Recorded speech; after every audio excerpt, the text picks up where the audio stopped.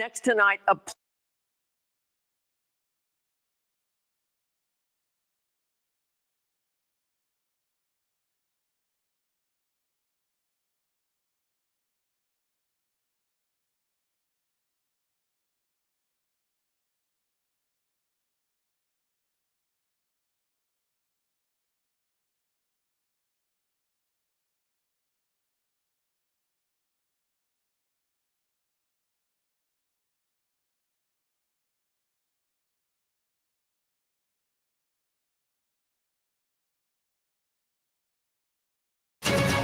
Live.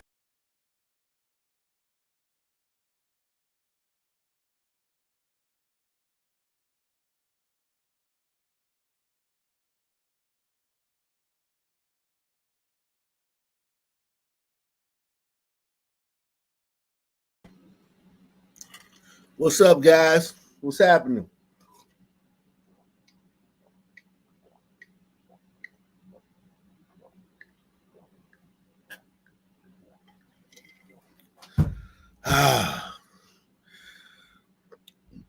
Shout out to S Freak, man. S Freak in the building.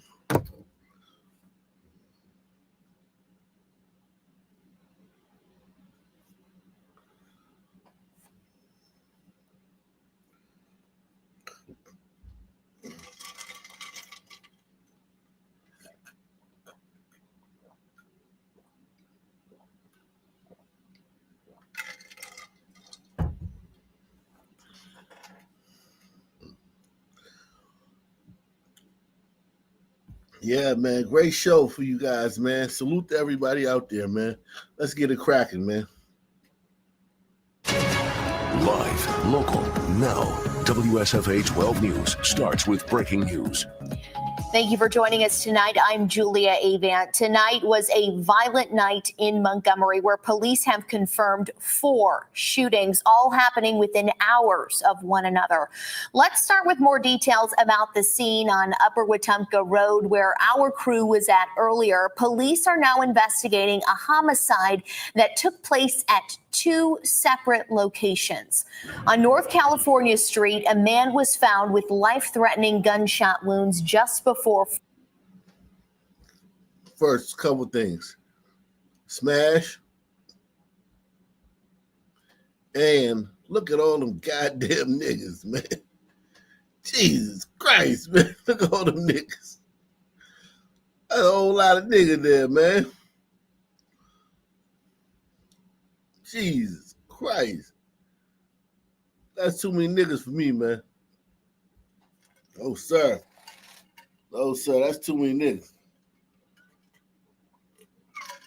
If nobody was dead, somebody would die.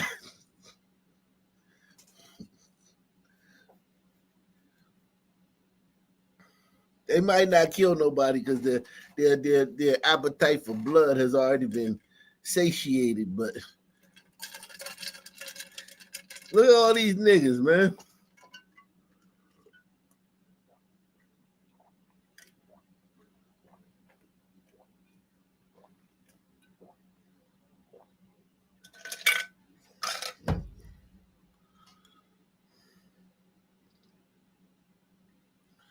Jesus Christ. 2 separate locations. On North California Street, a man was found with life-threatening gunshot wounds just before 4 p.m. He died from those injuries. Then on Upper Wetumpka Road, which is where this footage was taken on your screen, another man was found with life-threatening gunshot wounds and died. Our reporter Simon Schuessler was at the scene on Upper Wetumpka Road where he says he saw over 50 evidence markers and dozens of onlookers. Police were... Jeez, look at all them niggas. God damn, man.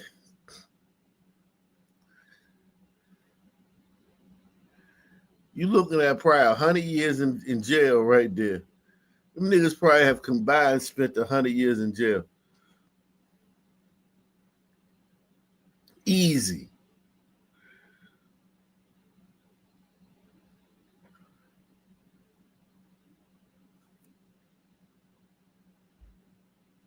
lookers.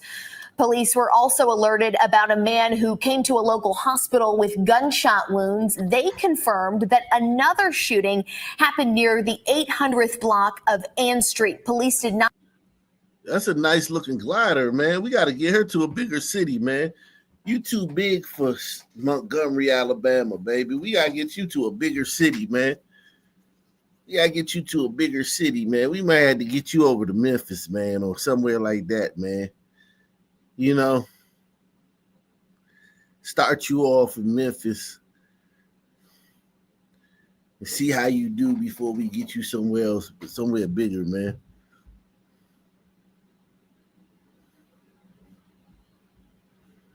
Not reveal a motive or if this was connected to the homicide investigation that we just mentioned. Another man is in the hospital after he was shot tonight on Fitzpatrick Boulevard.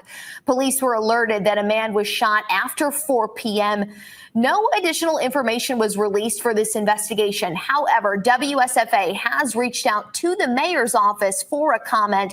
Last week, Mayor Stephen Reed reported during his monthly news conference that crime is down in the city of Montgomery. We will let you know when we receive a response from him. Crime is down. Don't worry, y'all. Crime is down. Nothing to see here, man. Crime is down.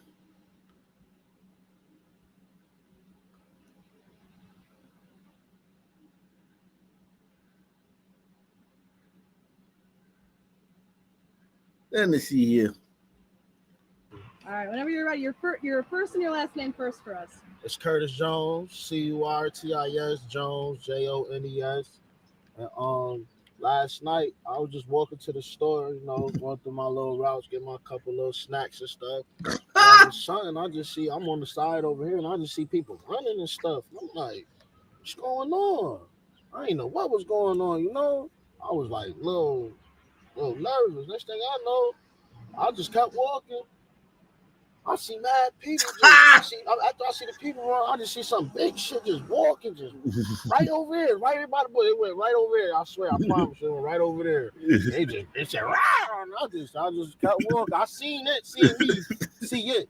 So in my head, I'm like, I gotta go, man. I'm out. I ain't about to play with nobody. I ain't about to. They probably done seen it right now, so I don't know what's going on, but you gotta keep this bat right here. I'm gonna keep this bat right here, man, just in case. I'm gonna protect us. I ain't gonna let nothing happen to us, nothing, okay? All right, we gonna be. You ever seen anything like that before? Never. I never seen nothing like that, man. Right. I never seen nothing like that. Only on movies. So that's why I was shocked. I didn't know what was going on. Like, is this a movie? Am I getting punked? That's why I just kept walking. Because, in them type of situations, we don't really do good in them type of situations. We just got to keep walking and stay focused, And once it seen me in my head, I just stopped breathing. I ain't wanted to get my scent. I ain't wanted to feel my heartbeat. I'm like, man, we ain't doing that. Oh, no, we ain't doing that right now. No. Have you the lookout today? I guess. Yeah, I've been a little bit of lookout. I've been more on the nervous side. I'm in the car now. I got my sister's car and stuff. I ain't playing. No more on feet for me. Ooh. All right. Do you normally carry around a bat? No, man. No, man. I don't carry around no bat. This is my son bat. Look how he's 4 years old. He about to go take a little off the tee or something.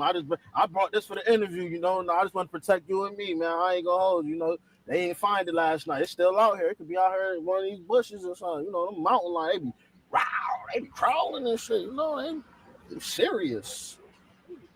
Right. I guess, what have you been doing since you saw it? Just trying to stay out that lion way. It might have smelt me. That's why I brought this back. It might still remember my scent, so I don't want to be on his radar. I'm trying to stay off of the lion radar, honestly. I don't want to be dealing with that. I don't want to be dealing with no. I'm good. How close did you get to it? Listen, it was over here. I ain't get that close, but it made. I heard the roar. I felt that roar. I knew to keep it pushing. I knew that. Yeah. It about like this big. Word. It was just walking, slithering. I don't know, man. It was a different. I thought it was different because I know it ain't no zoo, ain't no wall, ain't no glass in between us. I know this is real. Like at any moment, they could come over here and just So I just kept pushing. I just kept walking. I ain't about to be playing with no lions. I don't play with lions. I don't play with tigers, bears, nothing with the wild. I don't play with those. I promise you. I don't even do roller coasters. I'm good. But, I guess what would you see? What would you do if you saw it again today? if it ran up on us right now, you see, I got the bat. I'm gonna get you in the car. We're gonna slide. We're gonna get up out of here, and then we out. We gonna let him do him. We ain't gonna try to kill it or nothing. We just gonna, what's up, dog? Keep it pushing. We ain't gonna play with we gonna play with tigers, miss. What would you do? Good question. Try run. Exactly. So first, see, I got a bat. I'm gonna protect myself for sure. Yeah. Definitely gonna protect myself. You understand? Oh yeah. But let's get up out of here for a smell me. Yeah. Last question. What's your message to the community about this? What do you want them to know? Listen, y'all stay indoors, man. Make sure y'all follow me, Curtis Jones, on all platforms, man. Understand? Don't let that tiger get y'all.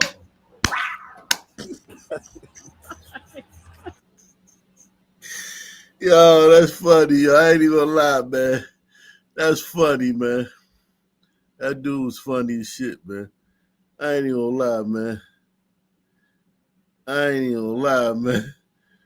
That was funny. If you didn't already know, we're going to tell you. There may be a cougar roaming around Rochester. Members of the DEC came to the city today to investigate. And while they aren't sure exactly what this is, if it's a cougar or not, we did our own research. News 10 NBC's Marcia Augustin went to the Beechwood neighborhood where this video was taken. She spoke with an expert about what it could be and what to do if you see it. So this is the tree. The DEC says if that video was not altered, the cougar walked past. We saw that on the surveillance video. Brad decided to come out here to this location with his measuring tape to measure the tree and get a sense of just how big this cat is. The cat seems to be it's height-wise, about twice as wide as this tree is. So that would make it around upper 30 inches or so. Say what? A cougar? You might know it as a mountain lion or a puma. Are you kidding me? Brad Gibson is an instructor of environmental studies and environment sustainability at the Southern New Hampshire University. He says he never expected his area of expertise would be spotted in his own neighborhood. But after watching the video over and over again, he says the body of that big cat is very similar to that of a mountain lion's. It'll have a J-shaped tail. It's a long tubular tail with a J on it, like a little hook off it. The tail does not taper like it would in a coyote or a dog. 150 pounds is the approximate average for a male. They're a big creature, sharp claws, large teeth. If they wanted to, they could severely hurt someone. So if you see this animal, what should you do? Slowly walk away. Keep your eyes on it. Don't turn your back. You don't want the back to come in its vision because it might pounce on you. Keep your eyes on it and slowly back off into a safe spot. Okay. It sounds easy right now, Right. But how do you even stay calm? Yelling at it, maybe try to look big so it thinks you're a larger target. So do not run. No, you can't outrun it. It's way faster than you. Is it even possible that there's a big cat in Rochester? Talking to the residents who said that they saw it walking through the backyard. Police were called to this neighborhood last night for a possible sighting of the large cat. This neighbor claims to have seen it. That thing like this big. I said, oh no. Police came, they squatted everything, they got this thing cleared up, all that. They just got it blocked off. Brad says it's rare to see these types of animals in New York, although they are illegal to have as a pet. It's possible someone did just that. Somebody had it as a pet, maybe in their basement. It got a little bit too large and too rambunctious, and they just casually let it go. And that's maybe why it's kind of sauntering around the neighborhoods pretty casually and not necessarily trying to stay in cover, because it's kind of used to human presence. Gibson also told Marcia most predators are pretty much nocturnal, so they'll avoid daylight hours just to avoid people. Let's go in depth now on just how common it is to see a cougar in our area. The DEC says they get reports pretty often, but they're almost all false. Usually house cats or dogs, sometimes bobcats, coyotes, or deer. The last time there was a documented cougar sighting in New York was in 2011, when one traveled from South Dakota through eastern New York and into Connecticut. The big cat died after being hit by a car. Jeez.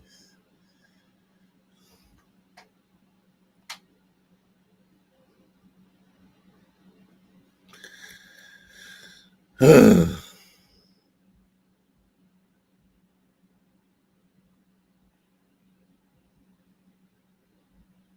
uh.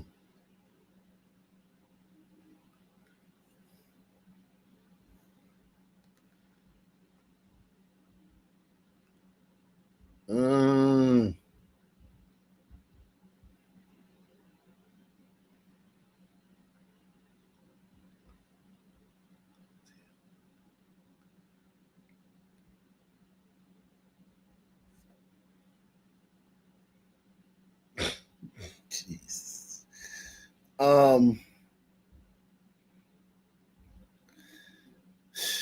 I don't know what to say after that one, man. Make sure y'all support the channel, man. Support the channel, the PayPal, the Cash App, and the Super Chat. Support the damn channel, man.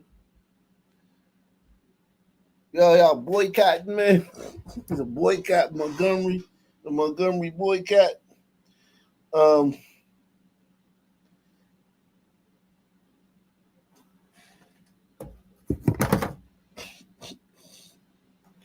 Let's see. Wow, that's crazy, man. That was a lot there, man. Begin with the search to find the brazen gunman who opened fire this morning in Queens, shooting a man several times in the chest. Neighbors awoke to gunfire around 8:15 this morning on Liverpool Street in Jamaica. Exclusive video shows the man just standing on the corner, waiting to cross the street. There you see him before someone in the back seat leans out and starts shooting. Homeowners tell Eyewitness News reporter Anthony Carlo they're worried for their families. As crime scene investigators marked shell casings on an otherwise quiet Saturday morning, the folks who live on 147th Street and Liverpool Street had barely opened their eyes before the bullets started flying. Miss Simpson was about to water the plants. I'm still feeling shaken up, but the only thing I'm doing, I'm praying to God for peace. Ty was still in bed. It was like, it was multiple. It sounded just like that. Exclusive video shows a BMW slowed down at the intersection as a shooter fires from the back window at a man standing on the corner. The 41-year-old victim of the drive-by at around 8 o'clock in the morning would collapse in front of a couple's home. You see, when the police make the RC thing. Really? Yeah. Was the man still alive? Yeah. No, yeah. Yeah. It wouldn't stay that way. How come you can't speak English, motherfucker? How come you can't say CPR? She can't even say 3 letters in English. In front of a couple's home. You see, when the police make the RC thing. Really? Yeah. Was the man still alive? Yeah. No, yeah. Yeah. It wouldn't stay that way. Police say the man from Brooklyn was pronounced dead at Jamaica Hospital after being shot in the chest. Cops bagged up evidence. The bullets sprayed everywhere. The shell casings spanned a block, some scattered on people's front patios. We have kids and stuff around. We don't really want that kind of thing, you know? Residents say the neighborhood is being overwhelmed by wild house parties at all hours of the night and day that draw the wrong crowd. Something happened, yeah. I think it's whatever happened down there, because it's really, I understand it's real crowded, and so whatever happened, somebody probably got into a stupid argument. Now, it's unclear whether the violence had anything to do with the people who come and go for parties, but people who live on this bullet-riddled block feel on edge. Let us have some peace in our soul and in our hearts, because I'm feeling so, really shaken up. Never have this experience before. In Jamaica, Queens, Anthony Carlo, Channel 7, Eyewitness News. Mm.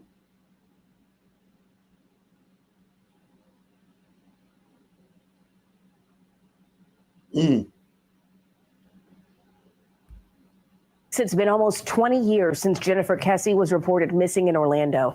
She left her apartment in 2006 and was never seen again. Fox 35's Marie Edinger spoke with her father today, and he says there are some new details in the investigation pointing to a person of interest.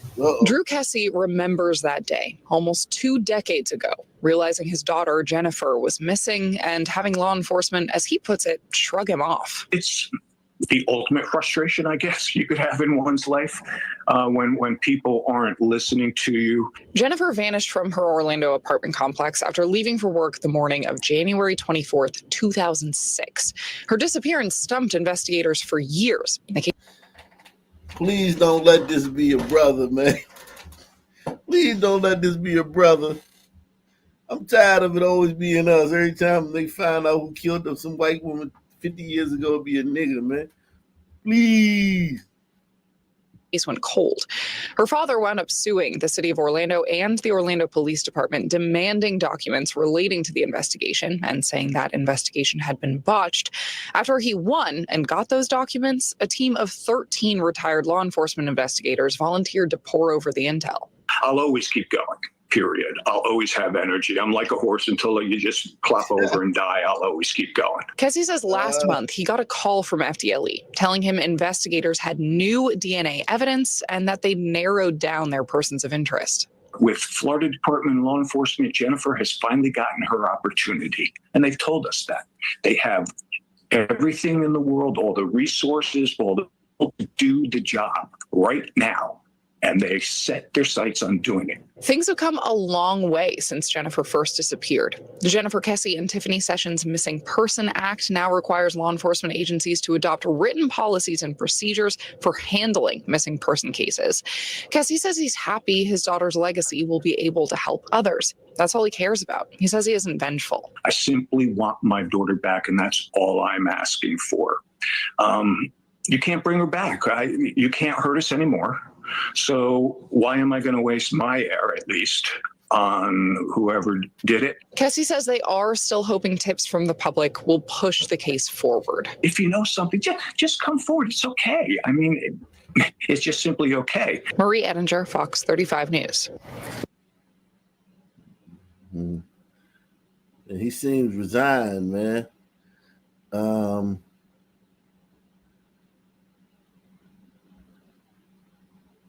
Wow.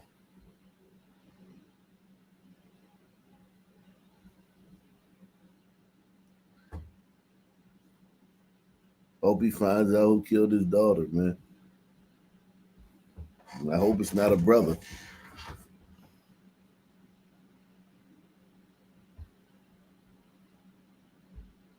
Back, a Maryland family mourning after their loved one was allegedly shot and killed by the father of her children days after getting released from jail. Investigators now trying to piece together what happened after the domestic violence incident. Fox 5's Tisha Lewis joining us live from Landover with more on this case. Hi, Tisha.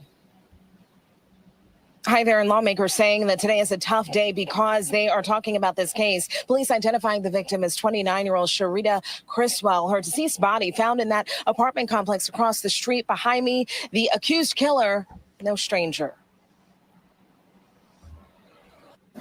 I said, I'm going to tell you. We did this last night. Yeah, we did this the other day.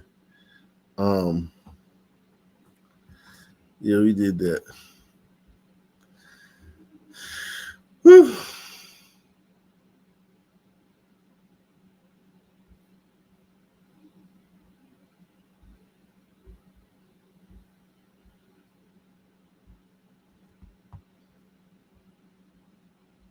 Everybody hit that like button. Shout out to Gouch Merlot, man.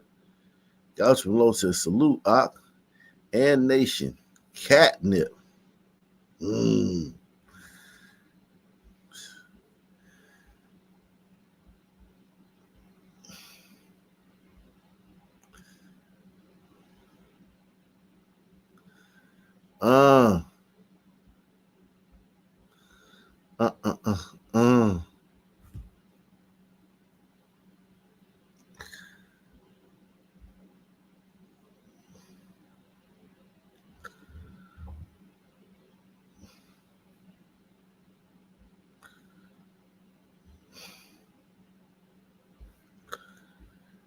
Everybody hit that like button, man. Smash the like button. You know what? They say blacks are better athletes than whites. I think whites are pretty decent athletes, man. Look at this, man. Look at this. How many brothers you think could do this, man? I mean, we have sports that we excel at. I don't know if this is one of them, man. I don't know if brothers could excel at this, man. This is a sport. Competitive, whatever the fuck. Competitive, whatever the fuck they doing. Competitive axe logging.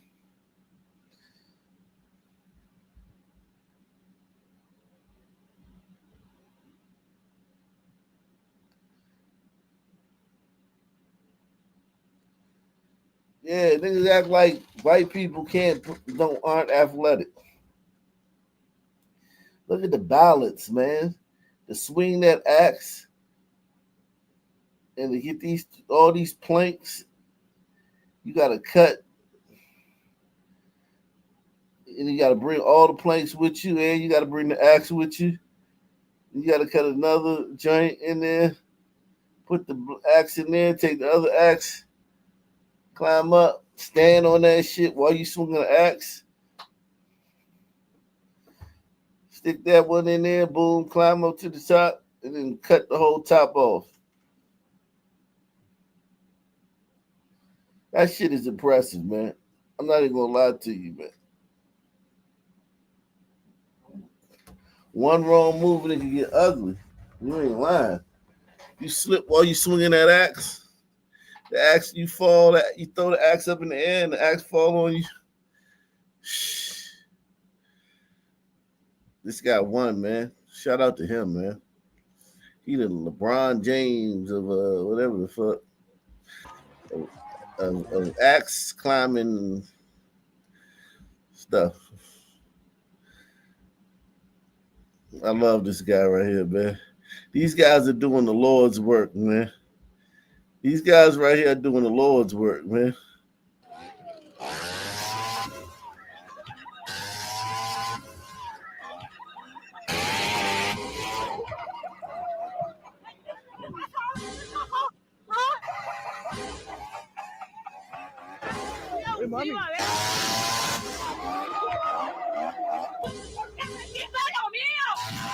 Oh, that look like Brazil or some shit. He in another country.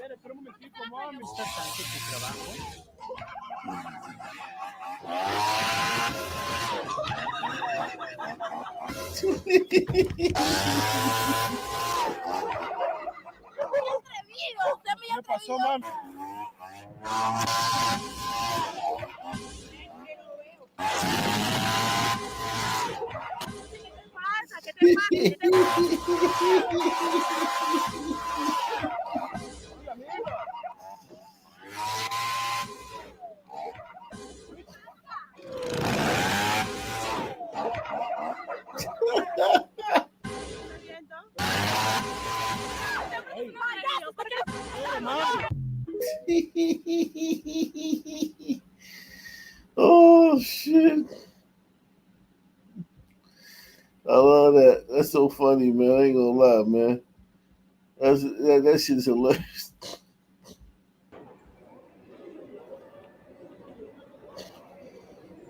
Hey, do you know how far the library is from here?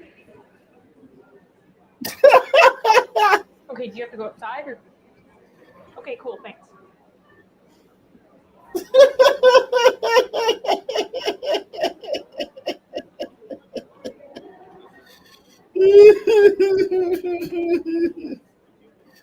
Oh shit.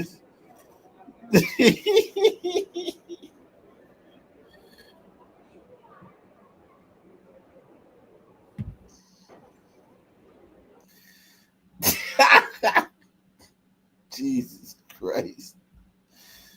Oh shit. Oh shit. Ooh.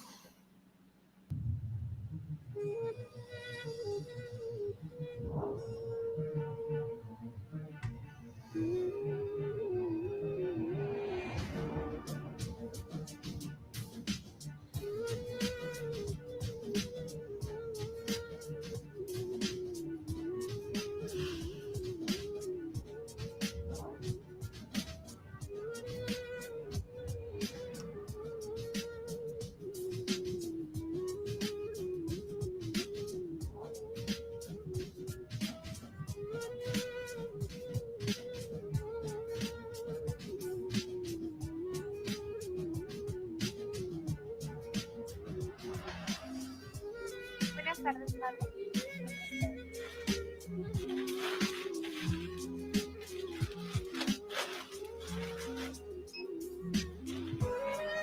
Una conferencia.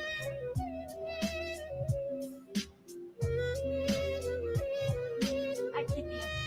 Gracias. Venga la otra. Hasta luego.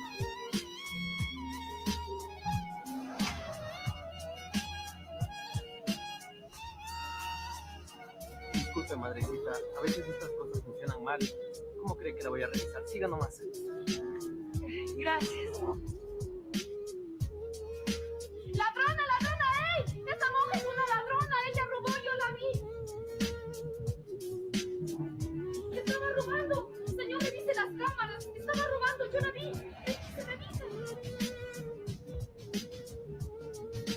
¡Guardia! ¡Es verdad! ¡Esa señora acaba de robar! ¡Es una ladrona! ¡Sígala!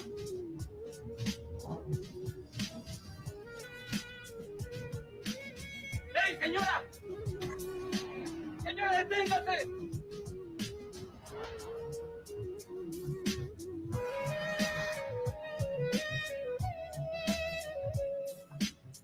Jefe, venga con la patrulla. La sospechosa entró en una casa en calle Álamos de O'Higgins, 2348. Listo. Buen trabajo. Vamos para allá. No la pierdo de vista.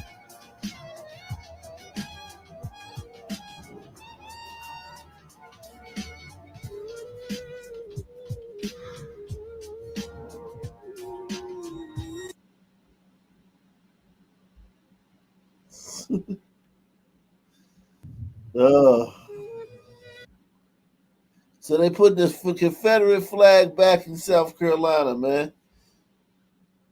The Confederate flag is back up at the South Carolina Capitol, man.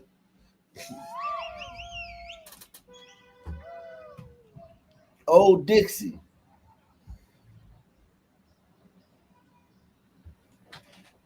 Old Dixie. Back.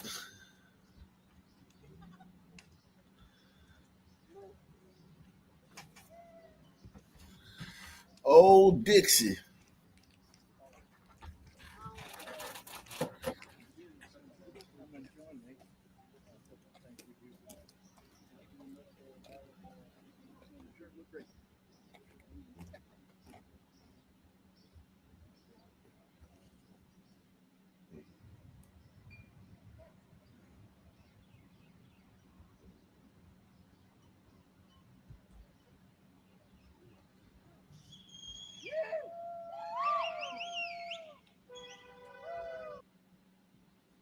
Jeez.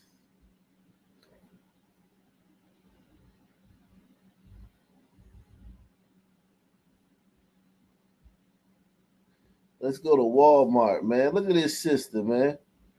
Confronting this white man, man.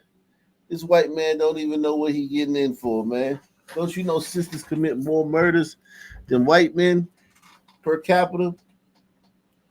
Per 100,000. Not even per capita. Fuck that. Just per 100,000. Shout out to my man Barry B, man. Barry B and Gene B. Shout out to Barry B and Gene B for supporting the channel, man. How is this gonna go, man? How is this gonna go? Let's see how this goes. She did not like her nails, so she did not pay Walmart.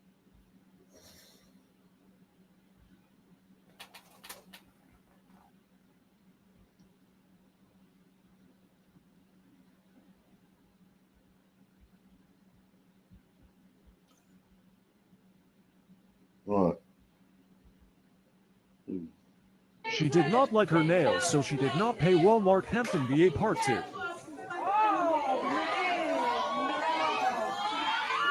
Oh yeah, Walmart. Hurry up, Walmart, bitch! Walk one more step behind me, bitch! Right, it's spin! Get the fuck out of my bitch! I'll bet you touch me! Touch me! Take that bitch outside that fucking cat bus. Oh man! Now, I'll fucking kick you. I'll fucking kick you. I'll fucking kick you. That's how you get away from your fucking face. You say this fucking family too, bitch. Give me them balls back, Lance Armstrong. Give me them balls back, security.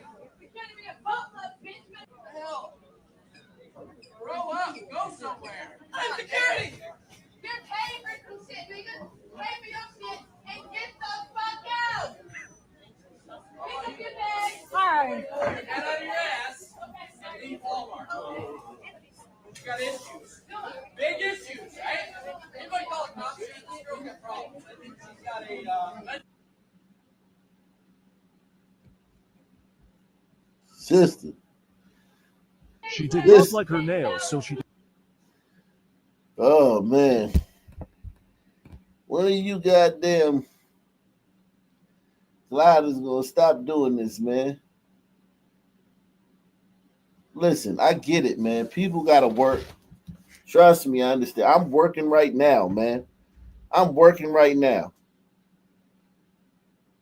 My kids is upstairs asleep with their mama. So I understand people gotta work. I understand that. I really do understand that people gotta work. I understand that, man. And this, man, it's so fucking hot down here. I'm gonna have to bring the fan down. Y'all gonna have to excuse me in a minute. I gotta bring this. I gotta get that fan, man. It is blazing down this motherfucking basement.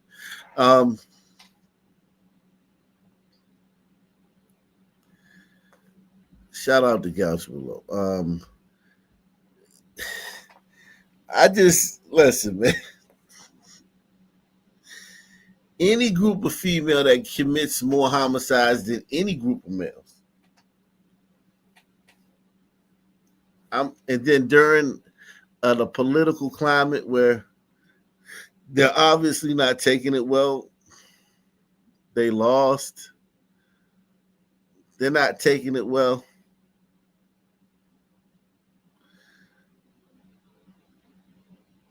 Trump is pushing ahead on all. I wouldn't hire a sister to watch my kid. At least not an American sister. I may do a sister for au pair or a nanny, but not no American FBA sister. No, they too wild right now.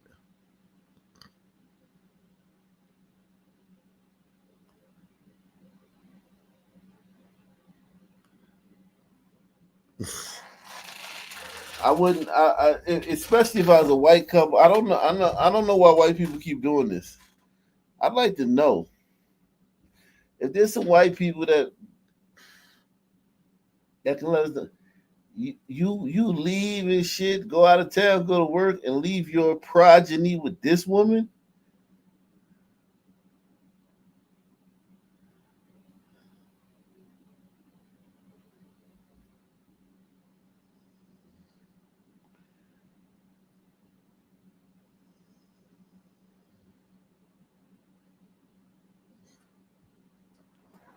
You leave your progeny with this woman?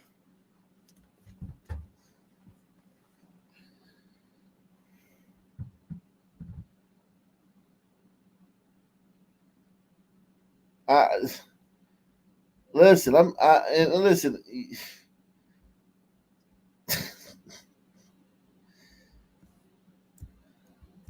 Jeez, man. And listen, I understand people got to work. People can't just be up in the house all the time taking care of it. Sometimes some people have to go out and work, man, and we understand that, man. We understand that, man.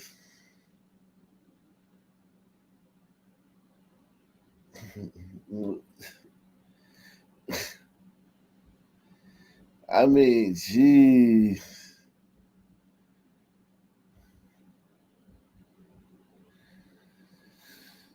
A family hires an in-home babysitter for their 3 children, ages 2, 6, and 4.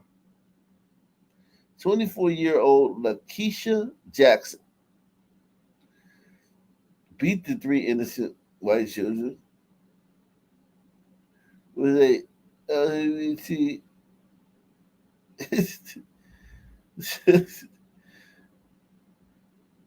What?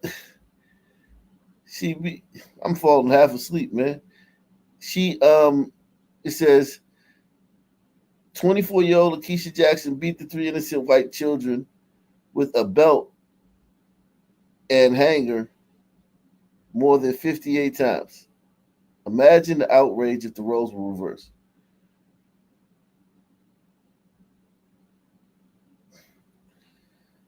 Imagine the outrage if the roles were reversed.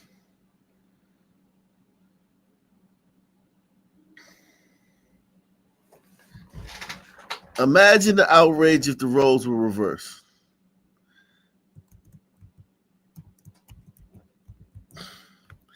I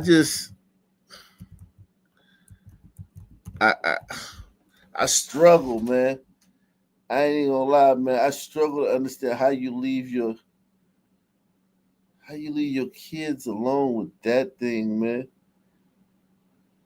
I just don't understand how you do it. Like what are white people like? What do white people thinking? Like I'm gonna have to bring y'all up too, man. I'm gonna bring some of y'all up, man. Make sure y'all hit the like button. Make sure y'all support the channel via PayPal, Cash App, or the Super Chat. I want to bring some of you guys up, man. In a minute. I just don't understand this shit, man. I'm not even gonna lie, man.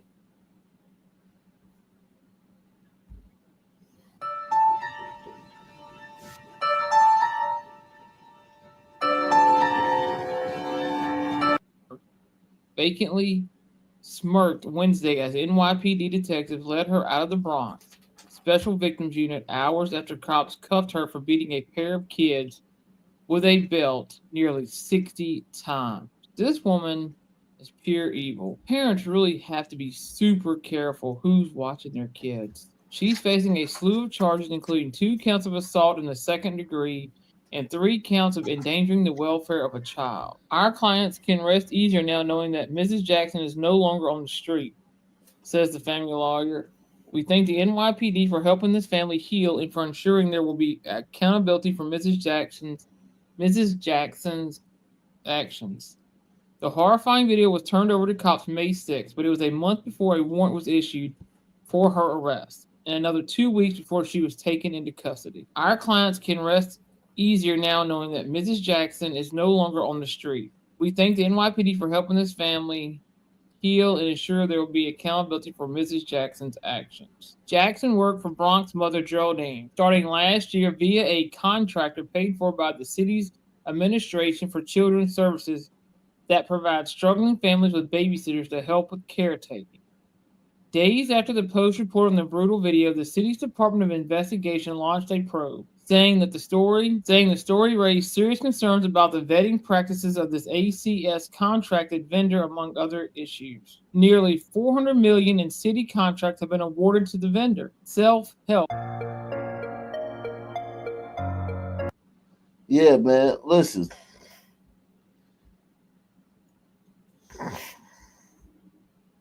So because ACS is claiming that they're conducting their own internal investigation, I think DOI, I ain't even gonna lie, I struggle to figure out why white people. We have a lot of breaking news this afternoon here on News 12 The Bronx. I'm Christy Reeder. A Bronx nanny is under arrest, accused of hitting 2 children with a belt and a hanger. And it was all caught on camera. News 12's Noel Lilly has the update. And Noel, we should warn people that this video is tough to see. That's right, Christy. And I do want to remind viewers that, as you said, what they're about to watch is tough to see. Right now, we do not know yet what charges that nanny is facing. But again, another reminder for folks at home, the 2 children allegedly involved are only 4 and 6 years old. So take a look. We have blurred the video because it is just really tough to watch. In this, you can hear those little boys crying. You see a woman hit one of them with a hanger. Yo, what the fuck? Yo. I ain't gonna lie, I would kill this woman. I would kill her. If she hit my son like that, I would kill that woman, man. I would wring her fucking neck. I would kill that bitch. I ain't even gonna lie to you, man. I don't talk like that much, man. I don't talk like that. You know what I'm saying? I don't try to throw that shit around. I don't try to, act tough and shit. I would kill that bitch if she did that shit to my son or my daughter. I would kill that bitch. She beating them like they grown and shit. These little 2-year-old boy and shit.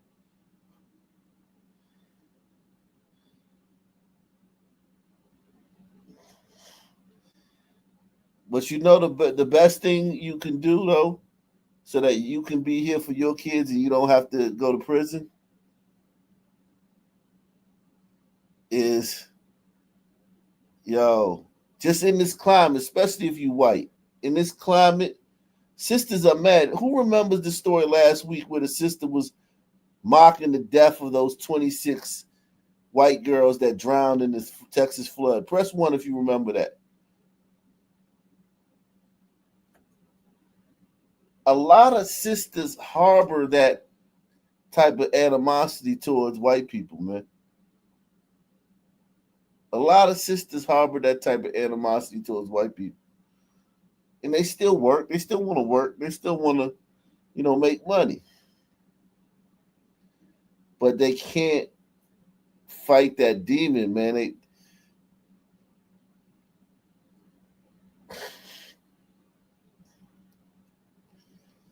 Man, I would kill this bitch, man. I would. You know how you sandpaper?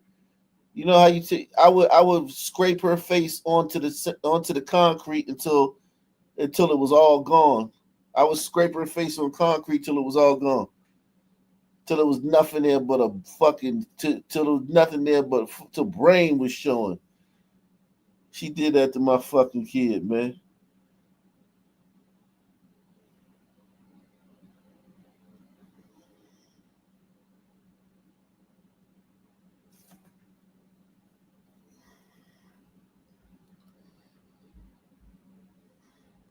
Here's the thing too. Sometimes you give nannies leeway to discipline your children. I guarantee, you know what I'm saying? Like you can tell the nanny, like, hey, if you got to put them in timeout, put them in timeout. Or, even back in the old days, you'd be like, look, maybe if you got to pop them on the hand, take the ruler, pop them on the hand. Because in the old days, you used to hit kids and shit, right?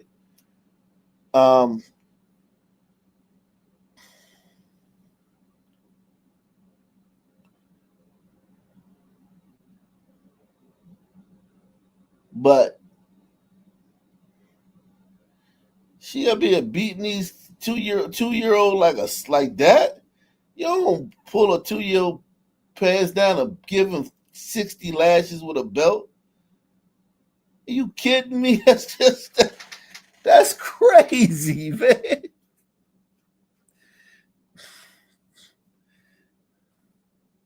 That's bananas. And listen, David Chappelle got us. Man, make sure you hit the PayPal, Cash App, Super Chat. Support the channel, guys. Nobody's bringing this, man. Nobody's bringing this funk, man.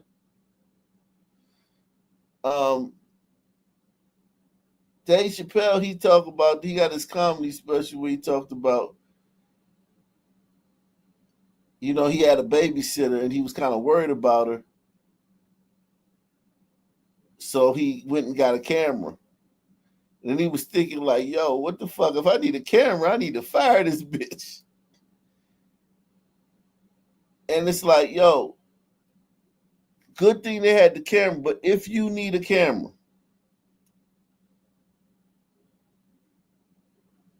to watch the bitch that's watching your children, you need to fire that bitch.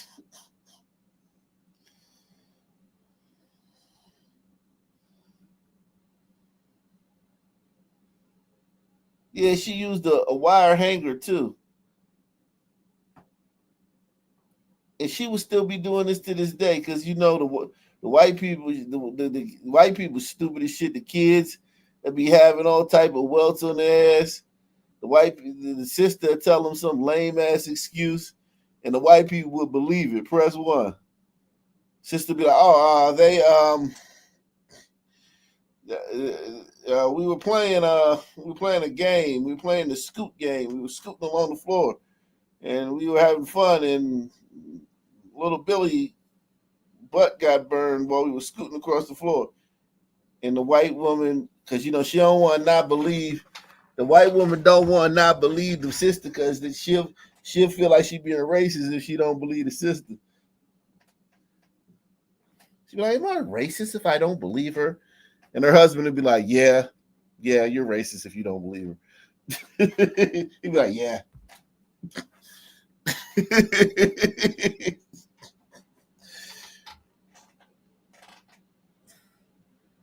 Golly, man. Y'all know, man. Y'all crazy, man. You white people are crazy. We have a lot of breaking news this afternoon here on News 12 The Bronx. I'm Christy Reeder. A Bronx nanny is under arrest, accused of hitting 2 children with a belt and a hanger, and it was all caught on camera. News 12's Noel Lilly has the update, and Noel, we should warn people that this video is tough to see. That's right, Christy. And I do want to remind viewers that, as you said, what they're about to watch is tough to see. Right now, we do not know yet what charges that nanny is facing. But again, another reminder for folks at home, the 2 children allegedly involved are only 4 and 6 years old.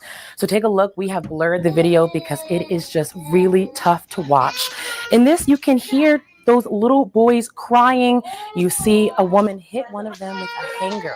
The family lawyer for the victim says the nanny is a Brooklyn woman named Lakeisha Jackson, and they say, what did that little boy do? I mean, like, did he like take her phone and like go into her bank account and like transfer all her money to his account? Like, what the fuck did he do to deserve 60 lashes like with a belt like that? What the fuck did that little boy do?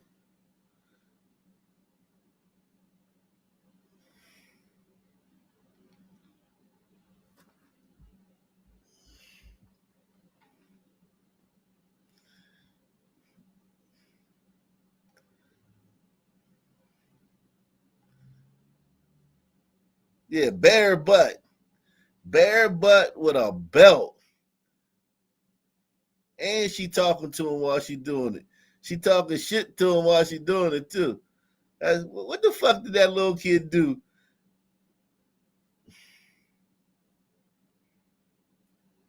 He disrespected her. Oh yeah, he disrespected her. Yeah, that's probably what happened. Jesus Christ. she knew she was being recorded.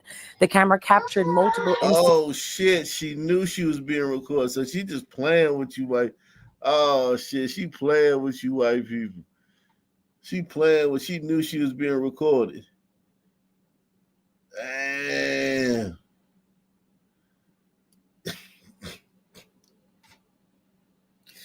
Yo, no, listen, man, and I like I said before, I'm very sensitive to this because I know people gotta work.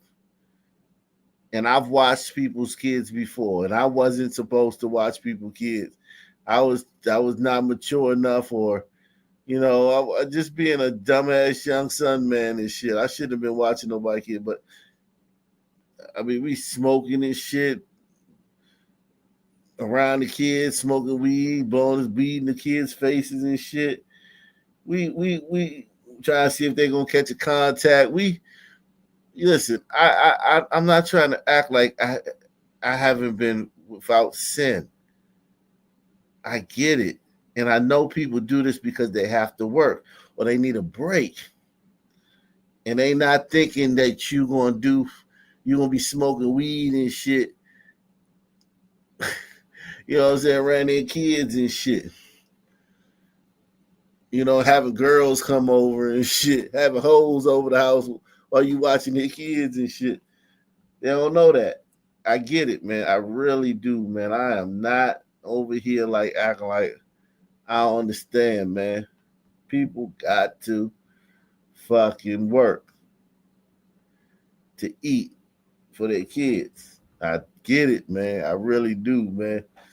My whole thing is in this climate, I'm seeing the way sisters talk in these videos. Like every night we do these videos, the way sisters, they're so racist and they got so much hate towards white people. I just don't know how, as a white couple, you can leave your kid for a whole day with a black African American FBA woman. I just don't understand. I just don't know how you can do it, man. Shout out to Dina. Dina C, man. And shout out to my man John, too, man. Press 1. Important channel.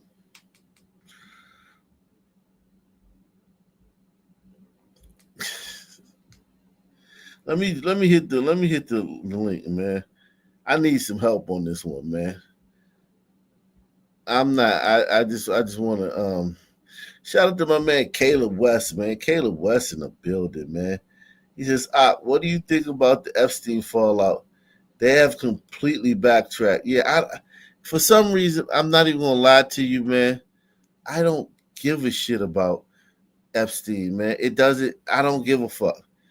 And but here's the thing: I didn't give a fuck when it happened. Like, it wasn't something that I didn't vote for Trump because of that. I didn't vote for Trump because I wanted to find out the Epstein shit. I voted for Trump on immigration. Get these goddamn burritos out of here. I voted him on no men and women's sports. I voted on him just to bring back normalcy, man. Because so many things that was normal 10 years ago were like racist and like, you know what I'm saying, homophobic, and you get canceled. Like, it's like shit that was just regular shit. The world changed. The world changed too fast over the last 10 years. And I was like, yo, we need to reset, man. And I knew Trump was going to bring that. You know what I mean? And we need a real man, a strong man on the world stage, because these other countries was getting frisky with us. It was getting frisky. And we needed a real man on the world stage to, you know, because all those other countries have dictators. So it's the American president is always at a disadvantage when dealing with foreign leaders, because the other countries, they all have dictators or despots. And we have a president who is only there for 4 years and he can either get renewed or he's going to get kicked out after 4 years. And the other country has somebody that's going to be there until the day they die and has total authority. Our president, our leader, has to go through Congress, the Supreme Court and shit. Some random judge could say, some random judge in some court somewhere in some fucking little town could say, nah, president, you can't do this shit. And the president can't do it. So it's like, we got our leader, we need a strong man. And Trump gives us that. A strong man on the world stage to deal with these other leaders that have full autonomy and full authority, and they have an advantage on American leaders. So yeah, Trump levels the playing field. Never once was I thinking about Epstein when I voted for Trump. It never crossed my mind. Now that they have backtracked on that,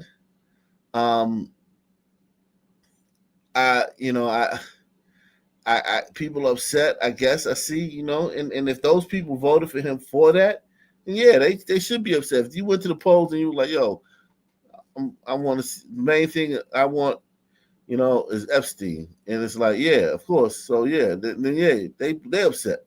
That's not my story. Salute to Caleb West. He also says, yeah, I feel that. I was in LA and that Sun Sister mayor giving cash money to the illegals because Trump is deporting them now. Wow. Jesus Christ. We gotta check that out, man. I didn't know she's giving money to them. Like, oh my God. Yeah, I voted for that stuff. Now listen.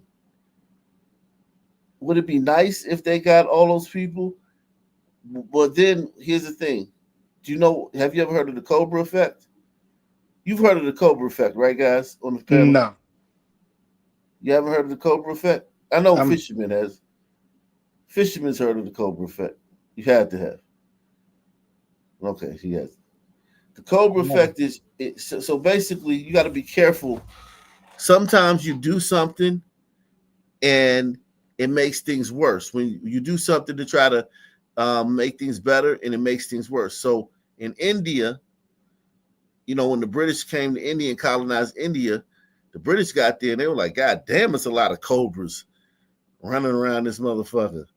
And like the Indians, they just lived with it. But the British, they had different sensibilities. They was like, yo, we got to do something about all these fucking snakes every fucking way, right?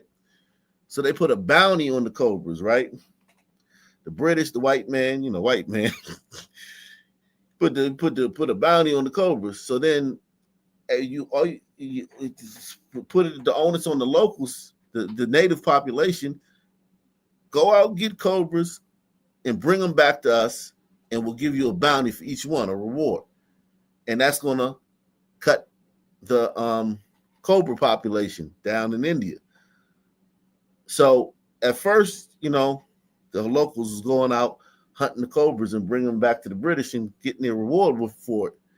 And then a lot of them, some of them got wise to the game, and it was like, yo, we need to start farming these cobras. So they started making little discrete cobra kennels. So they would breed them, and they keep taking them to the white man and getting money for it instead of going out and hunting for them, right? So they fleecing the white man. The white man getting fleeced. Cobra kennels popping up all over India, right? White man didn't get wind of it. Indians getting rich off the white man. Then the white man got wind of it and was like, "Oh shit, we've been bamboozled. These motherfuckers are just breeding them and bringing to us." So the white man said, "You know what? We calling it off. No more bounties for cobras, right?" So now you got all these fucking Indians stuck with all these fucking cobras. This Indian guy got 1,000 cobras in his fucking kennel. This fucking Indian guy got 500 in his fucking farm. This guy got 200, and all these Indian people stuck with all these cobras after the white man decided to stop giving them bounties for it, right? So guess what the Indians did? They released them all into the wild. And the cobra population exploded exponentially. So by trying to fix the cobra problem, the white man inadvertently made the cobra population explode. That's why they call that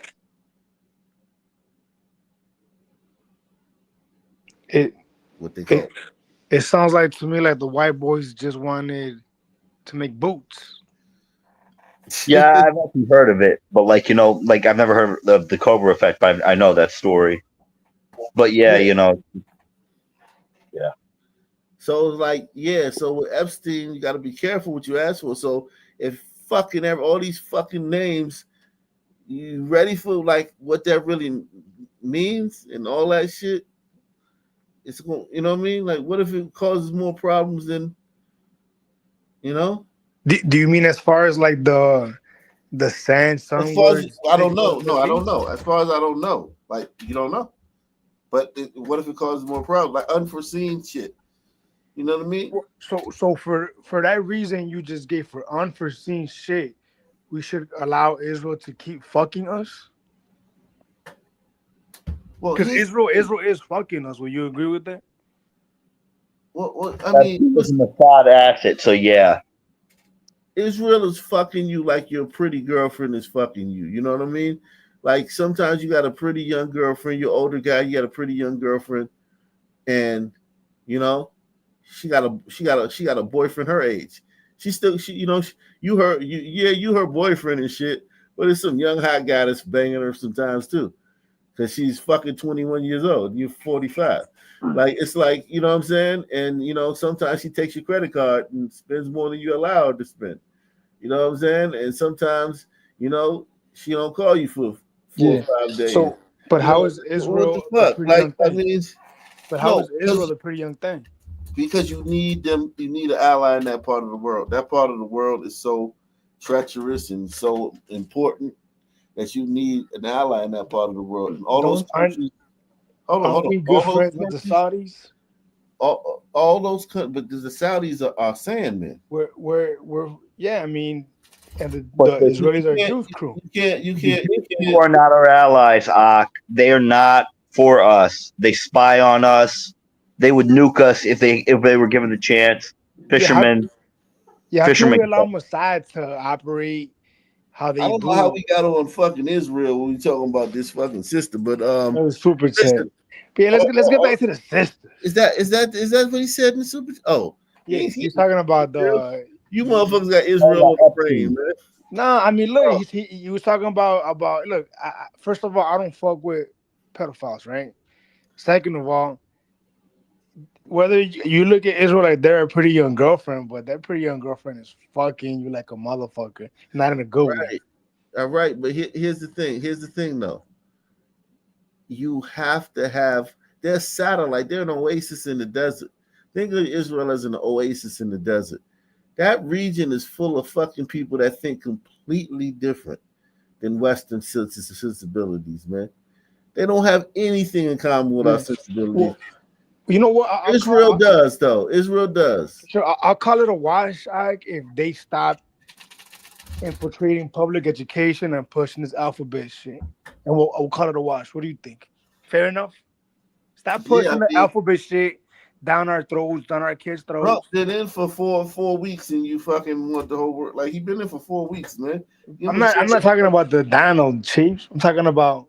No, but what I'm saying is, it's like that they've been presidents, that they've been doing that for years under other people. Yeah, and but listen, my point is that you're going to my point where we should allow this list to come out and see what was Epstein doing. What do we know about what he was doing and for who he was doing it with? But what does that get you? But a bunch of fucking drama and fucking lawsuits and a bunch of fucking powerful people scrambling to fucking. I mean, it's just. Well, I'll give you that. They are powerful, so it's almost irrelevant, to be honest. People are retarded anyway. You're right. You know what? You're right. Yeah, I mean, and listen, if they dropped it tomorrow, I wouldn't give a fuck either. Like, I wouldn't rush to the internet to find out the names off it. But if somebody told me, hey, yeah, this guy was on, I'd be like, damn. Well, this guy, shit. Like, I mean, yeah, but I mean, it's not nothing that I'm like, wait, like even the Diddy trial, like the sentencing, I didn't never gave a fuck. How many times did I talk about the Diddy trial? But Diddy, what is that? That's That's bunch of nonsense. I grew up in the fucking 90s and the 80s. Yeah, but that's still pop culture nonsense. You know, let's keep it a buck. Not really. Not for a black dude that grew up listening to hip hop and shit. That ain't pop culture nonsense. And enough said. You just, done. Enough for a black. I mean, so what? Yeah, but how many shows? What I'm saying is, how many shows did I do on Diddy? None. Not many. Right. Right. I don't give a fuck. I don't give a fuck about that either. What I'm saying is, I don't give a fuck about that either. You know what I'm saying? Yeah. I feel you, the man. Yeah, but so what do you think about this now, Wicked? You get a double shift at the jail, right? At the prison, right? You get a double shift. You got to work extra hours. And your wife, she got to work, and y'all hit with a new reality in your life where, y'all not gonna be in the house and you need childcare. I mean, it just is what it is. You can't do nothing about it. You know what I'm saying? You need childcare, right? You gotta be away. You can't. It is what it is, right? No excuses, right? Would you let a sister watch your kids while you gone? Man, to be honest, may the Lord forgive me, but no, I couldn't. I'm sorry, I couldn't. And I feel bad saying that too, but I couldn't. Now, before we did this, because I don't want to feel like I tainted the pool. Did you feel like that before? Or have these stories changed your outlook? No. Look, I have eyes and I can see, right? And although I know you shouldn't generalize, why would I entrust the safety of my offspring to a demographic that has shown nothing but carelessness and selfishness and just a disgusting attitude? Why would I? I mean, to be honest, like I don't think it's so much as racism. They beat their own children like this. You know, I mean, to them it's just parental discipline. Right, but never in a million years would you think your 2-year-old would get bareback, pants pulled down, 60 lashes with a fucking belt.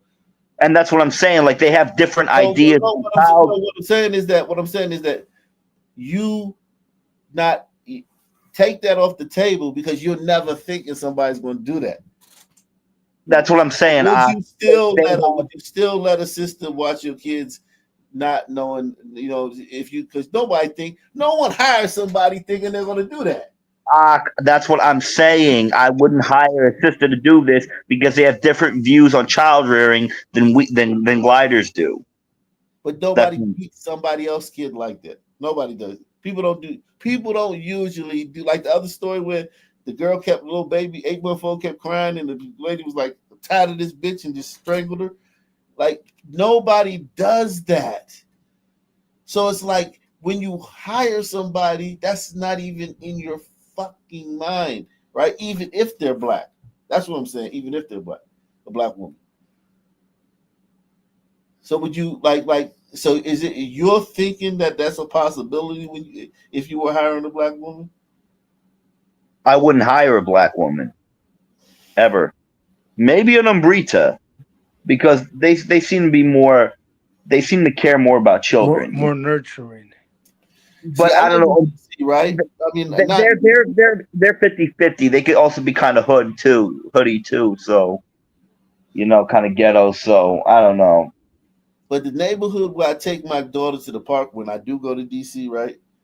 When I'm in Like DC, I take my daughter to this park, right? And it's in a nice neighborhood, right? You know what I'm saying? In DC, a neighborhood that's not gentrified, but it's been like an area where whites and blacks live, right? A lot of whites live over there, and they got good jobs. A lot of the people that got the good jobs in DC live over there, so they all have nannies and au pairs. If you know what an au pair is a foreign woman who watches your kid, like a Caribbean system. Yeah, they're usually African, Caribbean. They're never FBA. So when I go to the playground, I'm the only parent there, right? All the other kids at the playground are there with au pairs and nannies. I'm the only parent of the kid. It's me and my daughter, and every other kid's there with the au pairs. And they got the strollers, the Mockingbird strollers, and all that shit. And they got all the food, and they got they watch the kids, right? And these white and all the kids are white. Like I say, the majority of the kids at this park. Really? Right? Wow. Yeah. I mean, it's I heard Caribbean sisters aren't bad. I don't know. I mean, I don't know, but I've heard. But they all have foreign. They can be Central American, they can be Caribbean, they can be even Eastern European sometimes. But the majority, 90% of the time, is Central American, South American, Caribbean, African, right? Brown with glider kids. Right? Wow. With glider kids. And these people raise the kid. Like the parents have these high-powered jobs, these big lawyers, DC, this is where the government is, right? So these people have very important jobs, right? And they're never home. They're never around. That nanny or that au pair sees that kid way more than the biological parents do, right? And the biological parents are usually older because in DC, a lot of these white people, they have their kids older. They have their kids like I did, you know what I'm saying, in their 40s. They don't, you know what I'm saying, they have their kids older because they're focused on their career.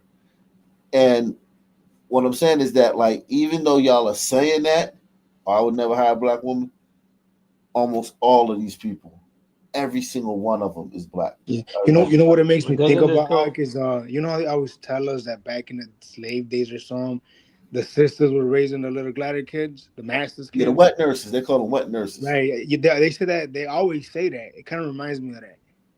Yeah. Yeah, I mean, doesn't this go back to the help? I mean, or was that an embellishment too from Well, the those are picture? FBA women. Those are African American women. These are none of these women are African American. They're all foreign. You don't even have to hear them speak. You can just look at them and tell they're not FBA. The Bob. And are you sure like you know for a fact that this kid is white? Oh yeah, yeah. Hispanic people don't do the nanny like that, especially in New York. Um, but yeah, these are white kids. These are little white kids, and she beat the fuck out of them. I mean, and I was thinking like, what the fuck did this kid do? I mean, shit, did he fucking start the Chicago fire? What the fuck did he do? Like, shit. She did it for the culture. She beat the shit out. And listen, I say this to myself all the time. I got grace for parents, man, because before I was a parent, I would talk shit about parents. Like, oh man, you need to do this. Now that I'm a parent, I understand. What do you mean? Yo, I understand so much more. I understand. I got so much grace for parents now. I understand you gotta work. But listen, man, and here's the thing about those foreign black women, they don't have that animus towards white people. They don't have that animus that an FBA woman has towards whites. You know what I mean? That like just like everything is about race. Every little thing has to be brought back to race and victimhood from white people. They're not like that. They don't talk like that. They don't, you know what I mean? Some Nigerian woman, she's not thinking about all that shit. You know what I mean? So are you saying that they're less inclined to batter? Well, they don't. They don't. I think that the FBA women are the ones that do that stuff to glider kids. You know what I'm saying? Like, You think it's like some kind of resentment for the oh fuck indoctrination? yeah, Mm. definitely. I mean, like you got a vulnerable white person that you can lord Get over. revenge, get vengeance on. Yeah, he is a vulnerable white person that you can and usually that person can't talk like a 2-year-old. They're really Yeah, not talking like that. You know what I'm saying? And you yeah, can bro. intimidate them. And you can tell a 2-year-old, if you tell your mommy and daddy, everybody's gonna die. You're not gonna see your mommy. You know what I'm saying? You Yeah, can tell a 2-year-old some bro, shit like that. And keep it quiet. bro. I mean, look. Think about what you're saying right now, right? I'm not exaggerating. It's fucking deep, dude. Think about what you just said, bro.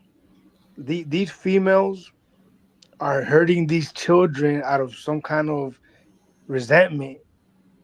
That's deep, dude. Have you heard the way they talk online? Oh, 100%. I feel what you're saying. Like the resentment is not the question. I mean, that I mean they got that was resentment. proven. I mean that was not even proven, but just the fact when those little white Christian girls, died in that flood. Yeah. I mean, you In the saw Very like, comments hateful. hey, listen, in the comment section, listen. You know what's worse than what that woman said? The only thing worse than what that woman said is the comment section of that video where she said it. Okay, let me show you something. Let me show you something right quick. This is a black site on Instagram, man. Just to show you like how deep the resentment lies, right? Okay, so this is the comment section for that story. She did not tell one lie. Little black girls are missing by the thousands. Where's the public outcry?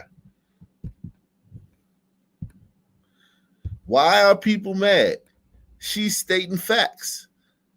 She also says she hopes these innocent children are found. We all know that an all black camp would not be getting the same coverage. All these things are true. So what's the issue? If you think that that's full of shit because it will get more coverage, but if you're harboring that much resentment and victimhood, you know what I mean? Like, and you know what I mean? Like, and it's mostly black women, right? And here supporting this lady. you're dangerous you're dangerous to those people. You know what I mean? Look at this. Not sure why our people are always begging to be included in white folks' activity. This is the comment section to this woman's mocking the death of 26 white kids.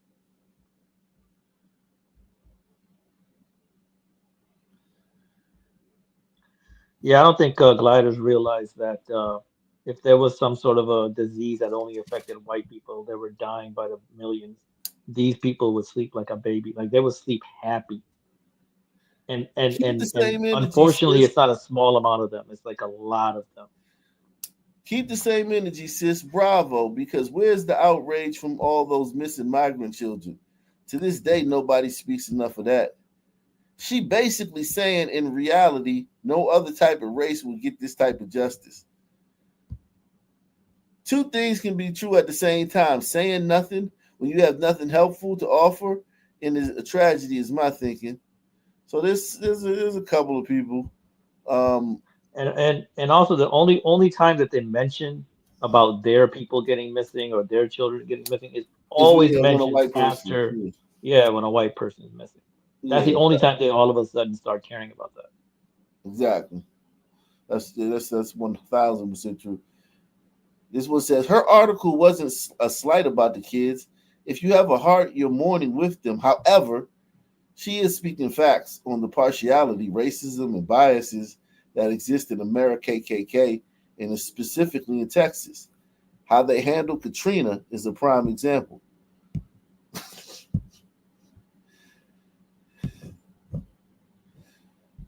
I mean, listen, like when a group of people is on code, with that much resentment towards your race,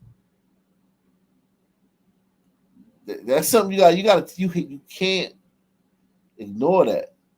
But You know but what I I mean?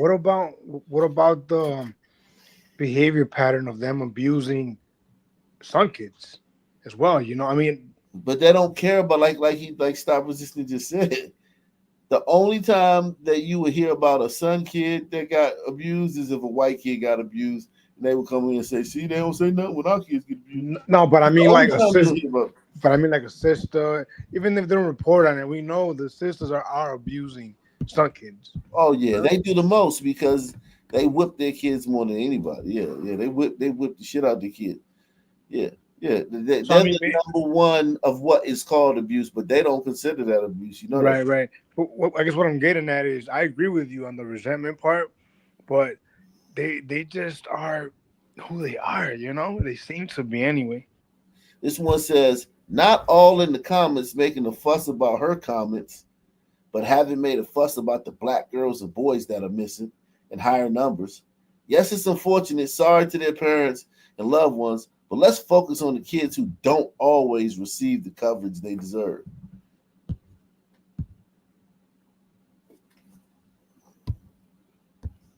So it's funny they say all this because the people that find these kids are the police, and all black people do is dog and shit on police nonstop. Yep. Yeah. She didn't lie. I said this on another post. Blonde hair, blue-eyed little girls are killed or missing, and everyone is in an uproar. Black girls go missing or are killed, don't even get the damn TV coverage. Mind you, Amber Alert was due to a blonde-haired, blue-eyed girl was missing. You don't hear about Ebony Alerts. It's sad. That is true, but yeah, she's not wrong. You don't need an Ebony Alert because the Amber Alert covers that. Like they are so self-centered. Yeah, I mean they send out alerts all the time about black kids. Like, I don't know, some people, like, they live for their own ego. They cannot see outside of themselves. No, yeah, it's IQ.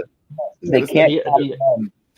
The Ebony Alert will go out like 6 months after they've been notified that she was missing.